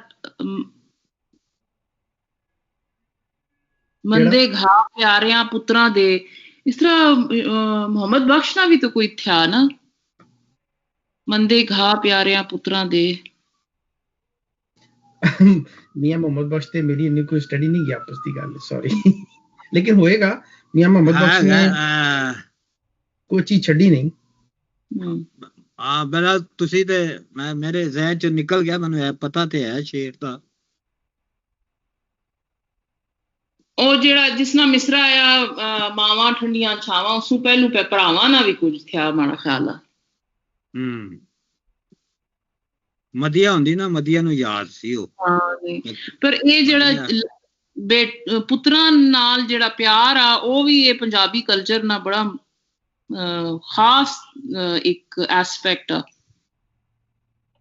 ਜ਼ੁਬੈਰ ਸਾਹਿਬ ਜਰਾ ਹਟ ਕੇ ਗੱਲ ਹੋ ਰਹੀ ਹੈ, ਇਹ ਜਿਹੜਾ ਸਾਡੇ ਕਲਚਰ ਚ ਪੁੱਤਰਾਂ ਨਾਲ ਪਿਆਰ ਜ਼ਿਆਦਾ, ਕੁੜੀਆਂ ਨਾਲ ਘੱਟ, ਇਹਦੀ ਵਜ੍ਹਾ ਸਾਡਾ ਐਗਰੀਰੀਅਨ ਕਲਚਰ ਹੈ, ਕਿੱਥੇ ਸਾਨੂੰ ਬੰਦੇ ਚਾਹੀਦੇ ਹੁੰਦੇ ਨੇ ਕੰਮ ਕਰਨ ਵਾਸਤੇ ਖੇਤਾਂ ਚ, ਇਹਦੀ ਵਜ੍ਹਾ ਕੀ ਹੈਗੀ ਹੈ? ਬਸ ਜਦੋਂ ਮੇਰਾ ਖਿਆਲ ਹੈ ਜਦੋਂ ਮੈਟਰੀਆਰਕਲ ਸੁਸਾਇਟੀ ਜਿਹੜੀ ਹੈ, ਸੌਰੀ ਪੈਟਰੀਆਰਕਲ ਸੁਸਾਇਟੀ ਜਦੋਂ ਸ਼ੁਰੂ ਹੋਈ ਹੈ, ਹਾਂਜੀ, ਔਰ ਇਹ ਫੈਸਲਾ ਹੋਇਆ ਕਿ ਜਿਹੜੀ ਪ੍ਰਾਪਰਟੀ ਹੈ ਉਹ ਪੁੱਤਰ ਨੇ ਇਨਹੈਰਿਟ ਕਰਨੀ ਹੈ, ਔਰ ਉਹਨੇ ਵਾਰਿਸ ਹੋਣਾ ਹੈ ਉਹਦਾ ਪਿਓ ਦਾ, ਭਾਵੇਂ ਉਹ ਬਾਦਸ਼ਾਹ ਹੈ ਭਾਵੇਂ ਸਰਦਾਰ ਹੈ, ਜੋ ਵੀ ਹੈ ਪ੍ਰਾਪਰਟੀ ਵਾਲਿਆਂ ਦਾ ਜ਼ਿਆਦਾ ਇਸ਼ੂ ਹੈ, ਇਹ ਪੁੱਤਰਾਂ ਦਾ ਜਿਹੜਾ ਹੈ। ਤੇ ਮਾੜਿਆਂ ਦਾ ਤੇ ਐਡਾ ਨਹੀਂ ਹੈ, ਉਹਨਾਂ ਕੋਲ ਤੇ ਵਿਚਾਰੇ ਹੁੰਦੇ ਨਹੀਂ ਕੁਛ ਅੱਗੇ ਦੇਣ ਵਾਸਤੇ। ਲੇਕਿਨ ਕੁੜੀਆਂ ਦਾ ਇਸ਼ੂ ਉਹਨਾਂ ਦਾ ਵੀ ਹੁੰਦਾ, ਕਿਉਂਕਿ ਉਹ ਪੁੱਤਰ ਕਮਾ ਕੇ ਲਿਆਂਦੇ ਨੇ ਤੇ ਕੁੜੀ ਜਿਹੜੀ ਆ ਉਹ ਦਾਜ ਦੇ ਵਿੱਚ ਲੈ ਜਾਂਦੀ ਹੈ ਸਾਰਾ ਕੁਛ। ਤੇ ਉਹ ਇੱਕ ਜਿਹੜਾ ਸਾਡਾ ਮੈਰਿਜ ਸਿਸਟਮ ਜਿਹੜਾ ਨਾ ਕਿ ਦਾਜ ਦੇਣਾ ਔਰ ਔਰਤ ਜਿਹੜੀ ਹੈ ਉਹਦਾ ਹੀ ਦਰਜਾ ਨਹੀਂ ਹੈ, ਉਹਦੀ ਵਜ੍ਹਾ ਨਾਲ ਮੈਨੂੰ ਲੱਗਦਾ ਸਾਰੇ ਪੁਆੜੇ ਹੈਗੇ ਨੇ। ਜਿਸ ਟਾਈਮ ਸਾਡੀ ਔਰਤ ਇੰਪਾਵਰਡ ਹੋ ਜਾਏਗੀ ਤੇ ਇਹ ਇਸ਼ੂ ਵੀ ਖਤਮ ਹੋ ਜਾਣਗੇ। ਲੇਕਿਨ ਬਹਰਹਾਲ ਪੁੱਤਰਾਂ ਨੂੰ ਪ੍ਰਾਇੋਰਟੀ ਹਮੇਸ਼ਾ ਹੀ ਦਿੱਤੀ ਜਾਂਦੀ ਹੈ। ਇਸ ਵੇਲੇ ਪੰਜਾਬ ਦੇ ਵਿੱਚ ਹੈ, ਸਾਡੇ ਹਿੰਦੁਸਤਾਨ 'ਚ ਵੀ ਹੈ, ਬਾਕੀ ਅਰਬਾਂ ਦਾ ਨਹੀਂ ਮੈਨੂੰ ਪਤਾ ਕਿ ਸੁਸਾਇਟੀ, ਲੇਕਿਨ ਵੈਸਟ ਦੇ ਵਿੱਚ ਬਹਰਹਾਲ ਹੈ। ਸਾਡੇ ਅਮਰੀਕਾ 'ਚ ਇਹ ਚੀਜ਼ ਨਹੀਂ ਹੈਗੀ, ਯੂਰਪ 'ਚ ਵੀ ਨਹੀਂ ਹੈਗੀ, ਸਾਡੇ ਇੰਡੀਆ 'ਚ ਹੈਗੀ। ਅਰਬਾਂ 'ਚ ਵੀ ਨਹੀਂ, ਅਰਬਾਂ 'ਚ ਵੀ ਕੁੜੀ ਜਿਹੜਾ ਬੰਦਾ ਕੁੜੀ ਵਿਆਹ ਆਉਂਦਾ ਨਾ, ਉਹ ਕੁੜੀ ਦੀ ਮੁੱਲ ਲਾਂਦਾ ਆ ਕੇ ਬਕਾਇਦਾ ਪੈਸੇ ਦੇ ਕੇ ਜਾਂਦਾ, ਪੈਸੇ ਲਾਂਦਾ। ਹਾਂਜੀ, ਤੁਸੀਂ ਠੀਕ ਕਹਿ ਰਹੇ ਹੋ। ਔਰ ਨੰਬਰ 2, ਜਿਹੜਾ ਅਸੀਂ ਫੀਮੇਲ ਨੂੰ ਸਪਰੈਸ ਕਰਨੇ ਆ ਨਾ ਕਲਚਰਲੀ, ਉਹਦੀ ਵਜ੍ਹਾ ਹੈਗੀ ਹੈ ਕਿ ਉਹ ਪ੍ਰਾਪਰਟੀ 'ਚੋਂ ਦਾਜ ਲੈ ਜਾਂਦੀ ਹੈ ਹਿੱਸਾ ਖੋ ਕੇ। ਚਲੋ ਮੈਂ ਹਾਲੇ ਅੱਗੇ ਚੱਲੀ। ਸ਼ਾਇਦ ਇਹ ਜਿਹੜੀ ਬੁਨਿਆਦੀ ਗੱਲ ਕਰ ਰਿਹਾ ਨਾ ਕਾਦਰ ਯਾਰ, ਉਹ ਹੈ ਕਿ ਖੈਨ ਖਬਰ ਹੋਈ ਰਾਣੀ ਇਛਰਨ, ਜਿਸ ਜਾਇਆ ਪੂਰਨ ਪੁੱਤ ਸਾਈ, ਜਿਹਨੇ ਜੰਮਿਆ ਸੀ, ਉਹਨੇ ਜੰਮਿਆ। ਜ਼ਾਹਰ ਹੈ ਉਹ ਕਾਦਰ ਯਾਰ ਹੈ ਦੱਸਣਾ ਚਾਹ ਰਿਹਾ ਕਿ ਜਿਹੜੀ ਉਹਦੀ ਮਾਂ ਹੈ, ਜੋ ਅਹਿਸਾਸ ਉਹਨੂੰ ਹੈ ਜਾਂ ਜਿਹੜਾ ਦੁੱਖ ਹੈ, ਜਿਹੜੀ ਖੁਸ਼ੀ ਹੈ, ਜਿੰਨੀ ਮਾਂ ਨੂੰ ਹੈ ਉਹ ਰਾਜੇ ਨੂੰ ਨਹੀਂ ਹੈਗੀ। ਹਾਲਾਂਕਿ ਬੇਸ਼ੱਕ ਉਹਨੇ ਉਹ ਜਿਹੜਾ ਪੁੱਤਰ ਹੈ ਉਹਨੇ ਬਾਦਸ਼ਾਹ ਬਣਨਾ, ਲੇਕਿਨ ਮਾਂ ਨੇ ਤੇ ਜੰਮਿਆ। ਸਾਰੀ ਦੁਨੀਆ 'ਚ ਇੱਕ ਯੂਨੀਵਰਸਲ ਟਰੂਥ ਹੈ ਕਿ ਮਾਵਾਂ ਨੂੰ ਭਾਵੇਂ ਪੁੱਤਰ ਹੋਣ ਭਾਵੇਂ ਧੀਆਂ ਹੋਣ, ਉਹਨਾਂ ਨੂੰ ਜ਼ਿਆਦਾ ਇੱਕ ਰਿਲੇਸ਼ਨਸ਼ਿਪ ਉਹਨਾਂ ਦਾ ਜ਼ਿਆਦਾ ਡੀਪ ਹੁੰਦਾ ਹੈ ਆਪਣੀ ਔਲਾਦ ਦੇ ਨਾਲ। ਔਰ ਅੱਗੇ ਚੂੜਾ ਬੰਨ ਕੇ ਹਾਂਜੀ ਠੀਕ ਹੈ, ਕਰੋ ਜੀ। ਤੁਸੀਂ ਗੱਲ ਕਰ ਰਹੇ ਸੀ, ਉਹ ਤੁਸੀਂ ਦੱਸਿਓ। ਮੈਂ ਕੋਸ਼ਿਸ਼ ਕਰਦਾ ਕਿ ਰਾਣੀ ਨੇ ਆਪਣੇ ਸਿਰ ਦੇ ਵਿੱਚ ਖਾਕ ਪਾਉਣ ਦਾ ਕੀ ਮਤਲਬ, ਸਿਰ ਦੇ ਵਿੱਚ ਮਿੱਟੀ ਪਾਉਣ ਦਾ ਕੀ ਮਤਲਬ? ਇਹ ਇੱਕ ਰਿਚੁਅਲ ਹੈ। ਹਾਂਜੀ, ਮੈਂ ਸਮਝਦਾ ਸੀ, ਤੁਸੀਂ ਕਰੈਕਟ ਮੀ, ਕਿ ਆਪਣੀ ਸਾਰੀ ਜੋ ਬਣਤਰ ਜਾਂ ਜੋ ਤੁਹਾਡਾ ਸਟੇਟਸ ਸੋਸ਼ਲ ਬਣਾਈ ਬੈਠੇ ਹੋ, ਉਸ ਸਾਰੇ ਨੂੰ ਗਿਰਾ ਕੇ ਮਿੱਟੀ ਦੇ ਖਾਕ ਦੇ ਲੈਵਲ ਤੇ ਪਹੁੰਚ ਜਾਣਾ, ਧਰਤੀ ਦੇ ਲੈਵਲ ਤੇ ਪਹੁੰਚ ਜਾਣਾ, ਸਿਰ ਦੇ ਵਿੱਚ ਖਾਕ ਪਾਲਣੀ, ਜਿਉਂਦਿਆਂ ਪੈਰਾਂ ਥੱਲੇ ਮੋਇਆਂ ਉੱਪਰ ਹੋਏ, ਇਹ ਮਿੱਟੀ ਦੀ ਬੇਸਿਕ ਜੋ ਔਕਾਤ ਹੈ ਉਸ ਲੈਵਲ ਤੇ ਪਹੁੰਚ ਜਾਣਾ, ਆਪਣਾ ਸਾਰਾ ਕੁਝ ਛੱਡ ਕੇ, ਰਾਣੀ ਵੀ ਨਹੀਂ, ਕੁਛ ਵੀ ਨਹੀਂ, ਸਿਰਫ ਇੱਕ ਮਿੱਟੀ ਦੀ, ਮੇਰੇ ਖਿਆਲ ਇਹ ਅਹਿਮੀਅਤ ਇੰਨੀ ਦਿਖਾਈ ਗਈ ਇੱਥੇ। ਬਿਲਕੁਲ ਸਹੀ, ਬਿਲਕੁਲ ਬਹੁਤ ਅੱਛੀ ਜ਼ਬਰਦਸਤ ਤੁਸੀਂ ਇੰਟਰਪ੍ਰੀਟੇਸ਼ਨ ਕੀਤੀ ਹੈ। ਇਹਦਾ ਮਤਲਬ ਇਹੀ ਹੈ, ਇੱਕ ਤੇ ਮੈਂ ਮਰ ਗਈ ਹਾਂ, ਸਿਰ ਵਿੱਚ ਜਿਹੜੀ ਖਾਕ ਪਾਉਣ ਦਾ ਮਤਲਬ ਹੈ ਕਿ ਅਸੀਂ ਜਿਹੜਾ ਉਹਨੂੰ ਕਬਰ 'ਚ ਸੁੱਟ ਕੇ ਉੱਤੇ ਮਿੱਟੀ ਪਾ ਦਿੰਦੇ। ਦੂਸਰਾ, ਮੈਂ ਮਿੱਟੀ ਹੋ ਗਈ ਹਾਂ, ਯਾਨੀ ਕਿ ਜੋ ਵੀ ਮੈਨੂੰ ਦੁਨੀਆਦਾਰੀ 'ਚ ਮੇਰਾ ਸਟੇਟਸ ਸੀ ਉਹ ਖਤਮ ਹੋ ਗਿਆ। ਮੈਂ ਹੁਣ ਮਿੱਟੀ ਹਾਂ, ਆਈ ਐਮ ਜ਼ੀਰੋ ਨਾਓ।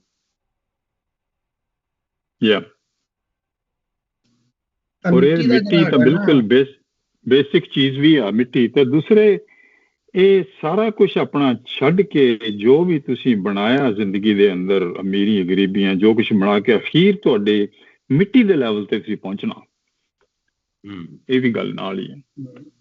ਮਿੱਟੀ ਦਾ ਜਿਹੜਾ ਸਿੰਬਲਿਜ਼ਮ ਹੈ, ਇਹ ਬਾਬਾ ਫਰੀਦ ਤੋਂ ਲੈ ਕੇ ਤੇ ਹੁਣ ਤੱਕ, ਖਾਸ ਤੌਰ ਤੇ ਬਾਬਾ ਬੁੱਲੇ ਸ਼ਾਹ ਦੀ ਮੈਨੂੰ ਕਾਫੀ ਯਾਦ ਆ ਗਈ ਹੈ। ਮਿੱਟੀ ਕਰਮ ਕਰੇਂਦੀ ਯਾਰ, ਮਾਟੀ ਕਰਮ ਕਰੇਂਦੀ ਯਾਰ। ਉਹਨੇ ਮਾਟੀ ਨੂੰ ਬੜਾ ਖੂਬਸੂਰਤ ਉਹਦੇ ਵਿੱਚ ਪੂਰੀ ਕਾਫੀ ਚ ਕਵਰ ਕੀਤਾ ਹੈ, ਬਹੁਤ ਕਮਾਲ ਦੀ ਕਾਫੀ। ਤੇ ਉਹ ਮੈਂ ਹਾਲ ਉਹ ਜਿਹੜਾ ਸਾਡਾ ਇੱਕ ਐਗਰੀਰੀਅਨ ਬੈਕਗਰਾਉਂਡ ਹੈ ਸਾਡੀ ਧਰਤੀ ਦਾ, ਉਹਦੇ ਚ YBG ਤੇ ਜ਼ਮੀਨ ਤੇ ਸਾਡਾ ਜਿਹੜਾ ਸਟਾਈਲ ਹੈ ਸ਼ੁਰੂ ਤੋਂ ਉਹਦੇ ਚ ਮਿੱਟੀ ਦਾ ਬੜਾ ਰੋਲ ਹੈ। ਤੇ ਮੈਂ ਇਹਦੀ ਵਜ੍ਹਾ ਨਾਲ ਉਹਦਾ ਕਾਫੀ ਸਿੰਬਲਿਜ਼ਮ ਹੈ।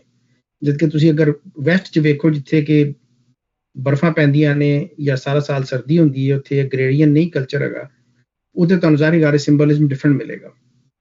ਲੇਕਿਨ ਇਹਨੂੰ ਬਹੁਤ ਜ਼ਿਆਦਾ ਉੱਥੇ ਉਹ ਮਿੱਟੀ ਦਾ ਸਿੰਬਲ ਉੱਥੇ ਨਹੀਂ ਹੈਗਾ। ਹਾਂਜੀ ਸਾਡੇ ਖਾਸ ਤੌਰ ਤੇ ਕਹੋਗੇ ਪਹਿਲੇ ਸ਼ਾਇਰ ਸਨ ਬਾਬਾ ਫਰੀਦ, ਔਰ ਉਹਨਾਂ ਨੇ ਕਿਹਾ ਫਰੀਦਾ ਖਾਕ ਨਾ ਨਿੰਦੀਏ ਆਖੋ ਜਿਹੜਾ ਕੋਏ ਮੋਇਆ ਪੈਰਾਂ ਥੱਲੇ ਜਿਉਂਦੀਆਂ ਉੱਪਰ ਮੋਇਆ ਪੈਰਾਂ ਜਿਉਂਦੀਆਂ ਉੱਪਰ ਹੋਏ ਜਿਉਂਦਿਆਂ ਉੱਪਰ ਹੋਏ ਜਿਉਂਦਿਆਂ ਉੱਪਰ। ਤੇ ਉਹ ਜਿਹੜੀ ਇੱਕ ਉਹਨੇ ਜਿਹੜਾ ਮੈਟਰ ਜਿਹੜੀ ਇੱਕ ਰਮਜ਼ ਬਣਾਈ ਬਾਬਾ ਫਰੀਦ ਨੇ, ਉਹ ਫਿਰ ਅੱਜ ਤੱਕ ਚੱਲੀ ਆ ਰਹੀ ਹੈ ਸਾਡੀ, ਭਾਵੇਂ ਜਿਹੜੇ ਮਰਜ਼ੀ ਧਰਮ ਦੇ ਹੋਈਏ ਅਸੀਂ। ਉਹ ਜਿਹੜੀ ਖਾਕ ਦੀ ਮਿੱਟੀ ਦੀ ਜਿਹੜੀ ਹੈ, ਸ਼ਾਹ ਹੁਸੈਨ ਨੇ ਵੀ ਬੜਾ ਇਹਨੂੰ ਵਰਤਿਆ। ਅਸਾਂ ਵਤ ਨਾ ਦੁਨੀਆ ਆਵਣਾ, ਅਸਾਂ ਅੰਦਰ ਖਾਕ ਸਮਾਵਣਾ। ਤੇ ਕਹੇ ਹੁਸੈਨ ਫਕੀਰ ਸਾਈਂ ਦਾ, ਅਸਾਂ ਅੰਦਰ ਖਾਕ ਸਮਾਵਣਾ। ਕਦੀ ਨਾ ਫੁੱਲੇ ਤੋਰੀਆ ਤੇ ਕਦੀ ਨਾ ਲੱਗਦੇ ਨੀ ਸਾਵਣਾ, ਅਸਾਂ ਵਤ ਨਾ ਦੁਨੀਆ ਆਵਣਾ। ਤੇ ਪੇਕੜੇ ਹੁਣ 4 ਦਿਹਾੜੇ, ਪੇਕੜੇ ਹੁਣ 4 ਦਿਹਾੜੇ, ਅੰਤ ਸੋਹਰੇ ਜਾਵਣਾ। ਅੰਤ ਸੋਹਰੇ ਜਾਵਣਾ। ਤੇ ਖਾਕ ਜਿਹੜਾ ਉਹ ਹੈ ਤੇ ਫਾਰਸੀ ਦਾ ਲਫ਼ਜ਼ ਹੈ, ਲੇਕਿਨ ਹੈ ਕਿ ਇਸ ਤਰ੍ਹਾਂ ਇੰਨੇ ਖੂਬਸੂਰਤ ਢੰਗ ਦੇ ਨਾਲ ਸਾਡੇ ਪੰਜਾਬੀ ਸ਼ਾਇਰਾਂ ਨੇ ਪੰਜਾਬ ਨੂੰ ਖਾਕ ਦਾ ਲਫ਼ਜ਼ ਵਰਤਿਆ ਕਿ ਉਹ ਬਿਲਕੁਲ ਲੱਗਦਾ ਜਿਵੇਂ ਕੋਈ ਸਾਡਾ ਅੱਖਰ ਬਣ ਗਿਆ ਹੈ। ਹਾਂਜੀ ਚਲਿਏ ਅੱਗੇ, ਮੈਂ ਹਮ ਇਹਨੂੰ ਰੈਪ ਅਪ ਕਰੀਏ ਤਾਂ ਕਿ ਠੀਕ ਹੈ। ਬਸ ਦਾਲ ਦਾ ਪੜ੍ਹ ਲਓ। ਮੈਂ ਪੜ੍ਹਾਂ? ਤੁਸੀਂ ਪੜ੍ਹ ਲਓ ਚਲੋ। ਦੂਰ ਹੋ ਰਾਣੀਏ ਕਹੇ ਰਾਜਾ, ਇਹਦੇ ਨਾਲ ਗਵਾਵਸਾ ਮਾਰ ਤੈਨੂੰ, ਕਿਹੇ ਵਾਰ ਬਦਕਾਰ ਨੂੰ ਜੰਮੀ ਹੋਈ, ਜਿਸ ਜੰਮਦਿਆਂ ਲਾਈ ਦਾਗ ਮੈਨੂੰ। ਜਿਨ੍ਹਾਂ ਵਿੱਚ ਹਯਾ ਨਾ ਸ਼ਰਮ ਹੋਵੇ, ਐਸੇ ਪੁੱਤਰ ਤਾਂ ਜੰਮੀਏ ਫੇਰ ਕਹਿਨੂੰ। ਕਾਦਰ ਯਾਰ ਕਹਿੰਦਾ ਸਲਵਾਨ ਰਾਜਾ, ਤੂੰ ਤਾਂ ਦੱਸਦਾ ਜੇ ਤੁਸੀਂ ਵਰੋ ਇਹਨੂੰ। ਵਰੋ ਇਹਨੂੰ, ਵਰੋ ਇੱਥੋਂ ਤਾਦੇ ਕਿ ਤੁਧ? ਆਖਰੀ ਲਾਈਨ ਦੁੱਧ। ਮੈਂ ਤੁਧ ਹੀ ਪੜਿਆ। ਮੈਨੇ ਯੂ ਠੀਕ ਹੈ। ਦਾਲ ਦੂਰ ਹੋ ਰਾਣੀਏ ਕਹੇ ਰਾਜਾ, ਉਹ ਉਹਨੂੰ ਸ਼ਟ ਅਪ ਕਹਿ ਰਿਹਾ ਹੁਣ। ਆਪਣੀ ਬੀਵੀ ਜਿਹੜੀ ਹੈ, ਰਾਣੀ ਹੈ, ਜਿਹੜੀ ਸਿਟਿੰਗ ਕੁਈਨ ਹੈ।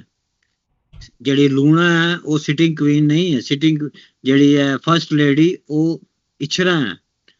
ਦੂਰ ਹੋ ਰਾਣੀਏ ਕਹੇ ਰਾਜਾ, ਇਹਦੇ ਨਾਲ ਗਵਾਵਸਾ ਮਾਰ ਤੈਨੂੰ ਵੀ ਮੈਂ ਮਾਰ ਦਾਂਗਾ। ਕਹੇ ਵਾਰ ਬਦਕਾਰ ਨੂੰ ਜੰਮੀ ਹੋਈ, ਜਿਸ ਜੰਮਦਿਆਂ ਲਾਇਆ ਹੀ ਦਾਗ ਮੈਨੂੰ। ਸਹੀ ਸਾਹਿਬ ਯਾਦ ਹੈ ਤੁਹਾਨੂੰ ਕਿ ਇਹ ਗੱਲ ਜਿਹੜੀ ਹੈ ਪਹਿਲੇ ਵੀ ਕਿਸੇ ਨੇ ਕੀਤੀ ਹੈ ਕਿ ਤੈਨੂੰ ਜੰਮਣਾ ਹੀ ਨਹੀਂ ਚਾਹੀਦਾ ਸੀ? ਯਾਦ ਜੇ? ਨਹੀਂ, ਇਟਸ ਨੋਟ ਰਿੰਗਿੰਗ ਐਨੀ ਬੈਲ। ਯਾਦ ਤੁਹਾਨੂੰ ਯਾਦ ਹੋਣੀ ਚਾਹੀਦੀ ਹੈ। ਅਮਰਜੀਤ ਨੂੰ ਵੀ ਵਾਰਿਸ ਸ਼ਾਹ ਦੇ ਵਿੱਚ ਔਰ ਦਮੂਦਰ ਦੀ ਹੀਰ ਦੇ ਵਿੱਚ ਵੀ ਜਿਹੜਾ ਚੂਚਕ ਹੈ ਉਹਦੀ ਹੀਰ ਦੀ ਮਾਂ ਨੂੰ ਮਹਿਣਾ ਦਿੰਦਾ ਹੈ। ਅੱਛਾ, ਜੰਮਦੇ ਗਲ ਘੁੱਟ ਸੇ ਕਹਿੰਦਾ ਗਲ ਘੁੱਟ ਦੇਣਾ ਸੀ ਤੈਨੂੰ ਜੰਮਦੇ ਨਹੀਂ, ਤੂੰ ਉਹਨੂੰ ਜੰਮਿਆ, ਯੂ ਆਰ ਦਾ ਕਲਪਰੇਟ। ਤੂੰ ਹੀਰ ਨੂੰ ਬਲਕਿ ਦਮੂਦਰ ਨੇ ਤਾਂ ਬੜੀ ਕਮਾਲ ਦੀ ਗੱਲ ਕੀਤੀ ਹੈ। ਉਹਨੇ ਹੀਰ ਦੀ ਮਾਂ ਨੂੰ ਚੂਚਕ ਕਹਿੰਦਾ ਤੂੰ ਅੱਗ ਜੰਮੀ ਹੈ, ਤੂੰ ਆਪਣੇ ਜਿਹੜਾ ਹੈਗਾ ਤੇਰਾ ਕੁੱਖ ਹੈਗੀ ਹੈ ਉਹਦੇ ਵਿੱਚ ਅੱਗ ਪਾਲੀ, ਅੱਗ ਲੈ ਕੇ ਫਿਰਦੀ ਰਹੀ ਹੈ ਤੂੰ 9 ਮਹੀਨੇ, ਔਰ ਇਹ ਅੱਗ ਜਿਹੜੀ ਜੰਮੀ ਹੈ ਤੂੰ ਇਹਨੇ ਸਾਰੇ ਜਹਾਨ ਨੂੰ ਅੱਗ ਲਾਤੀ ਹੈ। ਹੀਰ ਨੂੰ ਉਹਨੇ ਅੱਗ ਕਿਹਾ ਦਮੂਦਰ ਨੇ। ਤੇ ਵਾਰਿਸ ਸ਼ਾਹ ਵੀ ਇਹ ਕਹਿੰਦਾ ਕਿ ਉਹ ਚੂਚਕ ਕਹਿੰਦਾ ਕਿ ਤੂੰ ਉਹਨੂੰ ਜੰਮਦਿਆਂ ਹੀ ਮਾਰ ਦਿੰਦੀ ਹੈ, ਤੂੰ ਜੰਮੀ ਕਿਉਂ? ਤੇ ਇੱਥੇ ਵੀ ਉਹੀ ਮਹਿਣਾ ਦੇ ਰਿਹਾ ਕਿ ਵਾਰ ਬਦਕਾਰ ਨੂੰ ਜੰਮੀ ਹੋਈ, ਕਿਸ ਜਿਹੜਾ ਭੈੜਾ ਜਿਹੜਾ ਬੰਦਾ ਹੈਗਾ ਉਹਨੂੰ ਤੂੰ ਵਾਰ, ਇੱਥੇ ਮੈਨੇ ਵਾਰੀ ਹੈ, ਉਹਨੂੰ ਤੂੰ ਜੰਮਿਆ, ਜਿਸ ਜੰਮਦਿਆਂ ਲਾਏ ਦਾਗ ਮੈਨੂੰ, ਜਿਨ੍ਹਾਂ ਵਿੱਚ ਹਯਾ ਨਾ ਸ਼ਰਮ ਹੋਵੇ। ਐਸੇ ਪੁੱਤਰ ਤਾਂ ਜੰਮਿਓ ਫੇਰ ਕਿਹਨੂੰ। ਕਿਸ ਤਰ੍ਹਾਂ ਤੂੰ ਐਸੇ ਪੁੱਤਰ ਨੂੰ ਜੰਮ ਸਕਦੀ ਹੈ? ਕਾਦਰ ਯਾਰ ਕਹਿੰਦਾ ਸਲਵਾਨ ਰਾਜਾ, ਕਦ ਵਸਦਾ ਜੇ ਤੁਸੀਂ ਵਰੋ ਇਹਨੂੰ। ਇਹ ਵੀ ਬੜੀ ਇੰਪੋਰਟੈਂਟ ਲਾਈਨ ਹੈ ਕਿ ਇਹ ਤਾਂ ਜ਼ਿੰਦਾ ਰਹਿ ਸਕਦਾ ਹੈ ਜੇ ਅਸੀਂ ਇਹਦੀ ਲੂਣਾ ਦੇ ਨਾਲ ਸ਼ਾਦੀ ਕਰ ਦਈਏ। ਤੁਸੀਂ ਇਹਨੂੰ ਵਰੋ, ਇਹਨੂੰ ਤੁਸੀਂ ਇਹਦਾ ਵਿਆਹ ਕਰੋ, ਤਦ ਇਹ ਵਸ ਸਕਦਾ ਹੈ, ਇਹ ਇੱਕ ਉਹਨੇ ਆਪਣੇ ਵੱਲੋਂ ਬੜਾ ਇੱਕ ਵੱਡਾ ਜਿਹੜੀ ਹੈ ਨਾ ਇੱਕ ਆਰਗੂਮੈਂਟ ਲੈ ਕੇ ਆਇਆ ਹੈ, ਜੋ ਇੱਕ ਲੌਜਿਕ ਉਹਨੇ ਇੱਕ ਬਣਾਈ ਹੈ। ਤੇ ਇਹ ਤਗੜਾ ਵੈਸੇ ਬੰਦ ਹੈ। ਸਾਡੇ ਕੋਲ ਟਾਈਮ ਵੀ ਹੈਗਾ, ਅਸੀਂ ਗੱਲ ਕਰ ਸਕਦੇ ਹਾਂ ਇਹਦੇ ਤੇ। ਬਸ ਇਹ ਆਖਰੀ ਇਹਦੇ ਬਾਅਦ ਨਹੀਂ ਅਸੀਂ ਪੜਾਂਗੇ।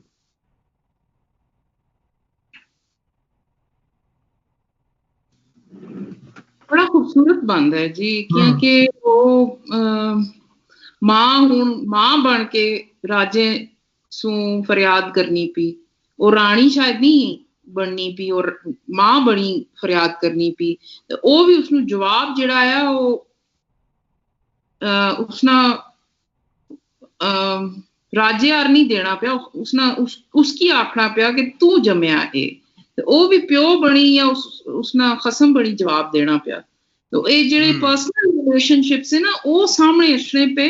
ਰਾਜਾ ਰਾਣੀ ਤੇ ਉੱਥੇ ਪਰ ਪਰਸਨਲ ਡਾਇਨਾਮਿਕਸ ਜ਼ਿਆਦਾ ਦਿਸਣੀਆਂ ਪਈਆਂ। ਜਿਸ ਜੰਮਦਿਆਂ ਲਾਇਆ ਹੀ ਦਾਗ ਮੈਨੂੰ, ਇਹ ਕੋਈ ਆਮ ਬੰਦਾ ਵੀ ਆਪਣੀ ਜ਼ਨਾਨੀ ਕੀ ਆਖੀ ਸਕਣਾ। ਔਰ ਜਿਨ੍ਹਾਂ ਵਿੱਚ ਸ਼ਰਮ ਨਾ ਹਯਾ ਹੋਵੇ, ਇਹ ਪੁੱਤਰ ਤਾਂ ਜੰਮੀਏ, ਮਤਲਬ ਉਸਨੂੰ ਔਰਤ ਨੂੰ ਆਖਣਾ ਪਿਆ ਕਿ ਤੂੰ ਤੇਰੇ ਸ਼ਰਮ ਹਯਾ ਕੋਈ ਨਹੀਂ, ਤੂੰ ਕਿਸ ਤਰ੍ਹਾਂ ਨਾ ਪੁੱਤਰ ਜੰਮੀ ਛੋੜਿਆ। ਇਹ ਸਾਡੇ ਪੰਜਾਬ 'ਚ ਨਾ ਆਮ ਗੱਲ ਕੀਤੀ ਜਾਂਦੀ ਹੈ, ਪੁੱਤਰ ਖਰਾਬ ਹੋ ਜਾਏ ਜਾਂ ਕੋਈ ਇਹੋ ਜਿਹੀ ਗੱਲ ਕਰੇ ਤੇ ਪਿਓ ਜਿਹੜੇ ਨੇ ਉਹ ਆਪਣੀ ਜਿਹੜੀ ਉਹਦੀ ਮਾਂ ਹੈਗੀ ਆ ਉਹਨੂੰ ਕਹਿੰਦੇ ਨੇ ਕੀ ਤੂੰ ਜੰਮਿਆ, ਇਹ ਕੀ ਨਮੂਨਾ ਜੰਮਿਆ, ਸਾਨੂੰ ਲੈ ਬੈਠਾ ਸਹੀ ਹੈ, ਸਾਡਾ ਇਹ ਹੋ ਗਿਆ। ਹਾਲਾਂਕਿ ਉਹਦਾ ਕੋਈ ਮਾਂ ਦਾ ਤੇ ਕੋਈ ਕਸੂਰ ਨਹੀਂ ਹੈ। ਉਸ ਜੰਮਣ ਦੇ ਵਿੱਚ ਮਾਂ ਦਾ ਕੀ ਕਸੂਰ ਹੋ ਸਕਦਾ? ਇੱਕ ਸਾਂਝੀ ਐਫਰਟ ਹੈ ਜਿਹਦੀ ਵਜ੍ਹਾ ਨਾਲ ਉਹ ਜੰਮਿਆ ਹੈ। ਉਹਦੇ 'ਚ ਔਰਤ ਦਾ ਕੀ ਕਸੂਰ ਹੈ? ਔਰਤ ਨੂੰ ਕਿਉਂ ਅਕਿਊਜ਼ ਕੀਤਾ ਜਾਂਦਾ ਹੈ? ਉਹ ਜੋ ਪੂਰਨ ਹੈ ਉਹ ਆਪਣੀ ਇੱਕ ਇੰਡੀਪੈਂਡੈਂਟ ਹਸਤੀ ਹੈ, ਇੱਕ ਪਰਸਨੈਲਿਟੀ ਹੈ। ਉਹ ਇਸ ਕੇਸ ਵਿੱਚ ਉਸਦੀ ਤਰਬੀਅਤ ਵਿੱਚ ਮਾਂ ਦਾ ਹਿੱਸਾ ਵੀ ਕੋਈ ਨਹੀਂ, ਕਿਉਂਕਿ ਉਹ ਤੇ ਉਸ ਭੋਰੇ ਪਾ ਛੋੜਿਆ। ਤੇ ਮਤਲਬ ਬੰਦਾ ਮਾਂ ਕੀ ਤੇ ਬਿਲਕੁਲ ਤੁਸਾਂ ਕਿਤਨੀ ਆਖੀ ਸਕਣਾ। ਮੇਰਾ ਖਿਆਲ ਹੈ ਕਾਦਰ ਯਾਰ ਬੜਾ ਸਮਾਰਟਲੀ ਅਸਲੇ ਨਾ ਸਿਚੁਏਸ਼ਨ ਨੂੰ ਐਕਸਪਲੇਨ ਕਰ ਰਿਹਾ, ਲੇਕਿਨ ਆਇਰੋਨਿਕਲ ਹੈਗਾ ਇੱਥੇ ਉਹ। ਇਹ ਜਿਵੇਂ ਕਹਿ ਰਹੀ ਨੇ ਕਿਸ਼ਵਰ ਜੀ, ਬੇਸਿਕਲੀ ਉਹ ਇਹ ਨਹੀਂ ਦੱਸਣਾ ਚਾਹ ਰਿਹਾ ਕਿ ਤੇਰੀ ਵਜ੍ਹਾ ਨਾਲ ਮੁੰਡਾ ਇਸ ਤਰ੍ਹਾਂ ਕਰਦਾ ਪਿਆ। ਕਿ ਕਾਦਰ ਯਾਰ ਇਹ ਕਹਿਣਾ ਚਾਹ ਰਿਹਾ ਆਇਰੋਨਿਕਲੀ ਕਿ ਵੀ ਇੰਜ ਨਹੀਂ ਗਾ। ਇਹ ਜਿਵੇਂ ਜ਼ੁਬੈਰ ਸਾਹਿਬ ਨੇ ਕਿਹਾ, ਇਹ ਜੁਆਇੰਟ ਐਫਰਟ ਹੈ ਔਰ ਇਹਦੀ ਕਿਸੇ ਕਿਸਮ ਦੀ ਟ੍ਰੇਨਿੰਗ ਮਾਂ ਦੇ ਕੋਲ ਵੀ ਨਹੀਂ ਰਹੀ, ਲੇਕਿਨ ਇਹਦੇ ਬਾਵਜੂਦ ਚੂੰਕਿ ਉਹ ਬਾਦਸ਼ਾਹ ਕੋਲ ਪਾਵਰ ਹੈ, ਉਹ ਜੋ ਚਾਹੇ ਕਹਿ ਸਕਦਾ। ਤੇ ਇਹ ਇੱਕ ਆਇਰੋਨਿਕਲੀ ਰਾਣੀ ਨੂੰ ਵੀ ਮਿਸਟ੍ਰੀਟ ਕਰ ਰਿਹਾ ਦਰਬਾਰ 'ਚ। ਹਾਲਾਂਕਿ ਦਰਬਾਰ 'ਚ ਬੈਠਾ ਹੈ ਔਰ ਓਪਨ ਹੈ, ਸਾਰੀ ਦੁਨੀਆ ਦੇਖ ਰਹੀ ਹੈ ਇਹਨੂੰ, ਸਾਰੇ ਮਿਨਿਸਟਰਸ ਔਰ ਅਮਲਾ ਹਾਜ਼ਰ ਹੈ। ਉਹਨੂੰ ਕਹਿ ਰਿਹਾ ਕਿ ਦਫਾ ਹੋ ਜਾ ਮੇਰੇ ਸਾਹਮਣੇ, ਮੈਂ ਤੈਨੂੰ ਵੀ ਮਾਰ ਦਿਆਂਗਾ। This is no way of talking to his ਜਿਹੜੀ ਆਪਣੀ ਜਿਹੜੀ ਉਹਦੀ ਬੀਵੀ ਹੈ, ਜਿਹੜੀ ਉਹਦੀ ਤੀਵੀਂ ਹੈ, ਉਹਦੇ ਨਾਲ ਬੋਲਣ ਦਾ ਢੰਗ ਨਹੀਂ ਹੈ।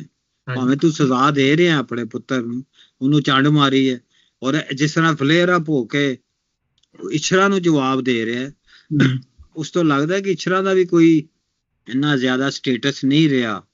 ਉਹ ਸਾਰਾ ਜਿਹੜਾ ਲੂਣਾ ਲੈ ਕੇ ਚਲੀ ਗਈ ਹੋਈ ਹੈ। ਬੇਸ਼ੱਕ ਉਹ ਉਹਦੀ ਜਗ੍ਹਾ ਉਹਨੂੰ ਰਿਪਲੇਸ ਨਹੀਂ ਕਰ ਸਕਦਾ, ਕਿਉਂਕਿ ਇਸ਼ਰਾ ਨੇ ਹੀ ਫਸਟ ਲੇਡੀ ਹੋਣਾ ਹੈ, ਮਲਕਾ ਵੀ ਉਹਨੇ ਹੀ ਹੋਣਾ ਹੈ, ਉਹਦੀ ਫਸਟ ਵਾਈਫ ਹੈ, ਲੇਕਿਨ ਉਹਦਾ ਸਟੇਟਸ ਕੋਈ ਨਹੀਂ ਰਹਿ ਗਿਆ ਹੈ। ਮੇਰੇ ਖਿਆਲ ਕਾਦਰ ਯਾਰ ਇਹ ਬੰਦਾ ਹੀ ਦੱਸਣਾ ਚਾਹ ਰਿਹਾ ਕਿ ਸਲਮਾਨ ਰਾਜਾ ਜਿੰਨਾ ਮਰਜ਼ੀ ਪਾਵਰਫੁਲ ਹੈ, ਲੇਕਿਨ ਐਰੋਗੈਂਟ ਵੀ ਹੈ ਔਰ ਅਨਜਸਟ ਵੀ ਹੈ, ਔਰ ਇਹੀ ਉਹ ਹਾਈਲਾਈਟ ਕਰਨਾ ਚਾਹ ਰਿਹਾ। ਇਹ ਬੰਦ ਵਿੱਚ ਮੈਨੂੰ ਕਾਫੀ ਆਇਰਨੀ ਨਜ਼ਰ ਆਈ ਹੈ।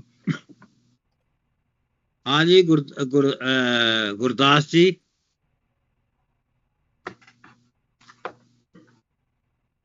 हाँ जी। अच्छा, ਮੇਰੇ ਕੋਲ ਤਾਂ ਕੋਈ ਗੱਲ ਕਹਿੰਦੀ ਹੈ ਨਹੀਂ ਕਿ ਸਾਰੇ ਨੇ ਹੁਣ ਗੱਲਾਂ ਕਰ ਲਈਆਂ ਉਦਾਂ, ਹਨਾ, ਪਰ ਸਹਿਮਤ ਹੈ ਸਾਰੇ। ਤੁਸੀਂ ਕੋਈ ਇੰਗਲੈਂਡ ਦੀ ਗੱਲ ਦੱਸੋ ਨਾ, ਇੰਗਲੈਂਡ 'ਚ ਕਿਵੇਂ ਕਰਦੀਆਂ ਨੇ ਮਾਵਾਂ ਪੁੱਤਰਾਂ ਨਾਲ? ਇੰਗਲੈਂਡ ਜਿਹੜੀਆਂ ਪੰਜਾਬ ਤੋਂ ਆਈਆਂ ਉਹ ਤਾਂ ਐਸੇ ਹੀ ਆ, ਤੇ ਜਿਹੜੀਆਂ ਇੱਥੋਂ ਦੀਆਂ ਆ ਉਹ ਤੇ ਕਲਾਸ ਤੇ ਡਿਪੈਂਡ ਹੁੰਦਾ। ਵਰਕਿੰਗ ਕਲਾਸ ਮਿਡਲ ਕਲਾਸ ਦਾ ਫਰਕ ਹੁੰਦਾ ਹੈ ਨਾ, ਬਹੁਤ ਜ਼ਿਆਦਾ ਫਰਕ ਹੈ, ਐਲੀਟ ਦਾ ਵੀ ਫਰਕ ਹੈ। ਇਹ ਬੜਾ ਬਹੁਤ ਤੁਹਾਡੀ ਇਕਨੋਮਿਕਲ ਕੰਡੀਸ਼ਨ, ਤੁਹਾਡੀ ਟ੍ਰੇਨਿੰਗ, ਐਜੂਕੇਸ਼ਨ, ਕਾਫੀ ਫੈਕਟਰ ਨੇ ਇਹਦੇ 'ਚ, ਬਹੁਤ ਫੈਕਟਰ ਹੈਗੇ ਆ। ਹੁਣ ਜਿਹੜੇ ਵਰਕਿੰਗ ਕਲਾਸ ਆ, ਜਿਹੜੇ ਪਿੰਡਾਂ ਦੇ ਆ, ਉਹਦੇ ਤੇ ਰਲਦਾ ਜੁਲਦਾ ਸਮਝ ਲਓ, ਹਨਾ। ਤੇ ਜਿਹੜੇ ਮਿਡਲ ਕਲਾਸ ਹੋ ਜਾਂਦੇ ਆ ਥੋੜੇ ਹੋਰ ਤਰੀਕੇ ਨਾਲ, ਜ਼ਿਆਦਾ ਸ਼ਹਿਰੀ ਜਿਹੜੇ ਆਪਣੇ ਕਹਿੰਦੇ ਨੇ ਸ਼ਹਿਰ 'ਚ ਰਹਿੰਦੇ ਜਿਸ ਤਰੀਕੇ ਨਾਲ ਮਾਂ ਪਿਓ ਆਪਣੇ ਨਿਆਣਿਆਂ ਦੇ ਨਾਲ ਗੱਲਾਂ ਕਰਦੇ ਆ, ਉਹ ਵੈਸਟਰਨ ਹੀ ਹੋ ਜਾਂਦਾ, ਵੈਸਟਰਨ ਸਟਾਈਲ। ਪਿੰਡਾਂ ਦੀ ਥੋੜੀ ਜਿਹੀ ਖੁੱਲੀ ਗੱਲ ਹੋ ਜਾਂਦੀ ਹੈ। ਡਾਕਟਰ ਸਾਹਿਬ ਦੱਸੋ, ਤੁਸੀਂ ਸਾਡੇ ਮਰੀਜ਼ ਵੀ ਇੰਤਜ਼ਾਰ ਕਰ ਰਹੇ ਨੇ। ਉਹ ਅੱਛਾ, ਮੈਨੂੰ ਕਹਿ ਰਹੇ ਹੋ? ਹਾਂਜੀ, ਜ਼ਰਾ ਛੇੜ ਕੇ ਕਹੋ ਨਾ, ਜ਼ਿਆਦਾ ਮਜ਼ਾ ਆਉਂਦਾ। ਹਾਂ, ਨਹੀਂ ਇਹ ਦੇਖੋ, ਲਫ਼ਜ਼ ਬਦਕਾਰ ਫਿਰ ਦੁਬਾਰਾ ਯੂਜ਼ ਕੀਤਾ ਆਪਣੇ ਇੱਛਰਾਂ ਦੇ ਲਈ। ਮਾੜਾ ਕੰਮ ਮਤਲਬ ਕੀਤਾ, ਉਹਨੂੰ ਪਾਪੀ ਦੱਸਿਆ ਜਾਂ ਕਿ ਬਹੁਤ ਮਾੜਾ ਕੰਮ ਕੀਤਾ, ਬਦਕਾਰ।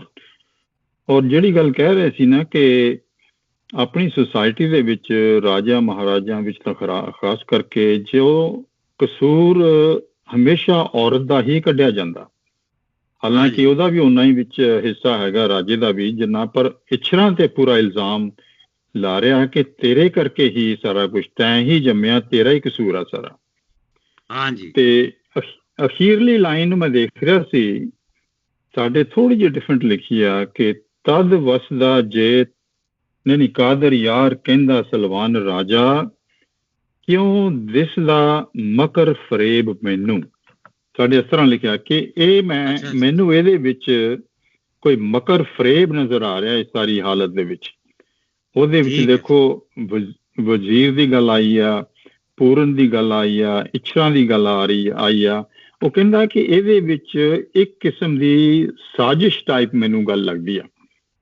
ਅੱਛਾ, ਥੋੜੀ ਜਿਹੀ ਪਿੱਛੇ ਜਾ ਕੇ ਦੇਖੀਏ ਨਾ, ਰਾਜਾ ਸਲਵਾਨ ਦਾ ਟਾਈਮ ਸੀਗਾ ਜਿਹੜਾ, ਉਹ ਸੀਗਾ ਰਾਜਾ ਵਿਕਰਮਾਦਿੱਤ, ਜੇ ਤੋਂ ਵਿਕਰਮਾ ਸੰਮਤ ਵੀ ਸ਼ੁਰੂ ਹੋਇਆ, ਉਸੇ ਜ਼ਮਾਨੇ ਦੀ ਗੱਲ ਸੀ। ਵਿਕਰਮਾਦਿੱਤ ਔਰ ਸਲਵਾਨ ਦੀ ਆਪਸ ਦੇ ਵਿੱਚ ਲੜਾਈ ਹੋਈ, ਅਖੀਰ ਦੇ ਵਿੱਚ ਵਿਕਰਮਾਦਿੱਤ ਜਿਹੜਾ ਹਾਰ ਗਿਆ ਤੇ ਸਲਵਾਨ ਜਿੱਤ ਗਿਆ। ਸਲਵਾਨ ਦੀ ਐਕਚੁਅਲੀ ਇੱਕ ਪਹਿਲਾਂ ਵੀ ਰਾਣੀ ਸੀ ਇੱਛਰਾਂ ਤੋਂ ਪਹਿਲਾਂ, ਉਹਦਾ ਨਾਂ ਸੀ ਚੰਬੇਲੀ। ਇਹਦਾ ਕਿੱਸਾ ਮਤਲਬ ਪੂਰਨ ਭਗਦਾ ਕਈ ਲੋਕਾਂ ਨੇ ਲਿਖਿਆ ਆਪਣੇ ਆਪਣੇ ਤਰੀਕੇ ਦੇ ਨਾਲ। ਆਰਸੀ ਟੈਂਪਲ ਨੇ ਵੀ ਲਿਖਿਆ ਇਹਦੇ ਵਿੱਚ, ਲੈਜੈਂਡਸ ਆਫ ਪੰਜਾਬ। ਹਾਂਜੀ, ਉਹਦਾ ਨਾਂ ਸੀ ਚੰਬੇਲੀ। ਔਰ ਸੁਲਤਾਨ ਆਪਣੇ ਸਲਵਾਨ ਦੇ ਘਰ ਔਲਾਦ ਨਹੀਂ ਸੀ ਹੁੰਦੀ। ਸੋ ਜਿੱਦਾਂ ਪੂਰਨ ਦੇ ਮਤਲਬ ਬੜੀ ਉਮਰ ਦੇ ਵਿੱਚ ਜਾ ਕੇ ਪੈਦਾ ਹੋਇਆ, ਤੇ ਉਸ ਵੇਲੇ ਵੀ ਇੱਛਰਾਂ ਦੇ ਨਾਲ ਜਦੋਂ ਇਹ ਬੱਚਾ, ਕੋਈ ਉਸ ਵੇਲੇ ਵੀ ਕੋਈ ਸਾਧੂ ਸੰਤ ਜਾਂ ਕੋਈ ਫਕੀਰ ਜਾਂ ਕੋਈ ਜੋਗੀ ਐਸਾ ਆਇਆ ਹੋਏਗਾ ਜਿਹਦੇ ਕੋਲ ਗਏ ਕਿ ਸਾਡੇ ਜੀ ਔਲਾਦ ਨਹੀਂ ਹੁੰਦੀ ਸਲਵਾਨ ਦੇ, ਤੇ ਉਹ ਕਹਿੰਦਾ ਤੇ ਤੁਹਾਡੇ ਔਲਾਦ ਹੋ ਜਾਏਗੀ, ਬਹੁਤ ਵਧੀਆ ਪੁੱਤਰ ਹੋਏਗਾ, ਪਰ ਉਹ ਤੁਹਾਡੇ ਲਈ ਔਕੜਾਂ ਬੜੀਆਂ ਕ੍ਰੀਏਟ ਕਰੇਗਾ। ਮਤਲਬ ਇਹਦੀ ਇੱਕ ਭਵਿੱਖਬਾਣੀ ਕਈ ਲੋਕ ਲਿਖਦੇ ਨੇ। ਰਾਜੇ ਦੇ ਦਿਲ ਦੇ ਵਿੱਚ ਇਹ ਸ਼ੱਕ ਜ਼ਰੂਰ ਸੀ ਜਦੋਂ ਪੂਰਨ ਹੋਇਆ, 12 ਸਾਲ ਦਾ ਹੋ ਕੇ ਫਿਰ ਵਾਪਸ ਆਇਆ, ਉਹਦੇ ਦਿਲ ਦੇ ਵਿੱਚ ਇੱਕ ਸ਼ੱਕ ਜ਼ਰੂਰ ਸੀ ਕਿ ਕਿਸੇ ਕਿਸਮ ਦੀ ਇਹ ਸਾਜ਼ਿਸ਼ ਜਾਂ ਧਰੋ ਜਾਂ ਇਹ ਕੋਈ ਹੋਏਗਾ ਜਿਹੜੀ ਮਤਲਬ ਪੈਰਾਨੋਇਡ ਮੈਂ ਕਿਹਾ ਸੀ ਹੁੰਦੇ ਨੇ ਰਾਜੇ ਸਾਰੇ। ਸੋ ਇਸੇ ਕਰਕੇ ਜਦੋਂ ਗੋਰਖਨਾਥ ਵੀ ਬਾਅਦ ਵਿੱਚ ਪੂਰਨ ਨੂੰ ਮਿਲਿਆ, ਉਹਨੇ ਵੀ ਪੂਰਨ ਨੂੰ ਰਾਜ ਪ੍ਰਬੰਧ ਦੇ ਕੰਮਾਂ ਤੋਂ ਛੱਡ ਕੇ ਉਹਨੂੰ ਲੋਕ ਸੇਵਾ ਵੱਲ ਦੇ ਸਾਈਡ ਨੂੰ ਲਾਇਆ, ਉਹਨੂੰ ਦੂਜੇ ਪਾਸੇ ਲਿਆਉਣ ਦੀ ਕੋਸ਼ਿਸ਼ ਕੀਤੀ, ਔਰ ਉਹਨੇ ਰਾਜ ਵੀ ਦੁਬਾਰਾ ਨਹੀਂ ਲੈਣ ਦੀ ਕੋਸ਼ਿਸ਼ ਕੀਤੀ। ਸੋ ਪੂਰਨ ਵੀ ਉਸੇ ਤਰ੍ਹਾਂ ਹੀ ਪੈਦਾ ਹੋਇਆ ਸੀ ਜਿੱਦਾਂ ਬਾਅਦ ਦੇ ਵਿੱਚ ਲੂਣਾ ਤੇ ਸਲਵਾਨ ਦੇ ਘਰ ਵੀ ਬੱਚਾ ਨਹੀਂ ਸੀ ਹੁੰਦਾ, ਤੇ ਪੂਰਨ ਦੇ ਕੋਲ ਆਏ, ਪੂਰਨ ਨੇ ਫਿਰ ਉਹਨਾਂ ਨੂੰ ਚੌਲ ਦਾ ਦਾਣਾ ਦਿੱਤਾ ਤੇ ਪੂਰਨ ਆਪਣਾ ਰਾਜਾ ਰਸਾਲੂ ਪੈਦਾ ਹੋਇਆ। ਪੂਰਨ ਵੀ ਇਸੇ ਤਰ੍ਹਾਂ ਹੀ ਸਲਵਾਨ ਦੇ ਘਰ ਪੈਦਾ ਹੋਇਆ ਸੀ, ਬੜੀ ਵੱਡੀ ਉਮਰ ਦੇ ਵਿੱਚ ਹੋਇਆ ਸੀ। ਸੋ ਇਹਦੇ ਵਿੱਚ ਅਲੱਗ-ਅਲੱਗ ਸਟੋਰੀਆਂ ਲਿਖੀਆਂ ਨੇ, ਪਰ ਮੇਰਾ ਖਿਆਲ ਪੈਰਾਨੋਇਡ ਕਰਕੇ ਇਹਨੂੰ ਇਹ ਵੀ ਲੱਗਦਾ ਕਿ ਆਪਸ ਦੇ ਵਿੱਚ ਰਾਣੀ ਇੱਛਰਾਂ ਜਾਂ ਵਜ਼ੀਰ ਜਾਂ ਈਵਨ ਪੂਰਨ ਤੇ ਲੂਣਾ ਆਪਸ ਚ ਰਲੇ ਹੋਏ ਨੇ ਕਿਸੇ ਤਰ੍ਹਾਂ। ਡਿਫਰੈਂਟ ਸੋਚ ਆ ਥੋੜੀ ਜਿਹੀ। ਹੋਰ ਜੀ ਸਹੀਦ ਸਾਹਿਬ? ठीक है, मैं क्या रैप अप करिए, निकलना, फिर मैं भी निकलना, एक काम है मैंने। हाँ ठीक, किशोर जी किसने बात करनी तो कर लो। नहीं मैं कोई गल नहीं करनी, फर्स्ट लेडीज ना तुसा बड़ा जिक्र करने पे होए, रिकॉर्डिंग बंद होसी ते गल करसा। चलो ठीक है, मैं रिकॉर्डिंग स्टॉप कर रहा हूं। Thank you everyone.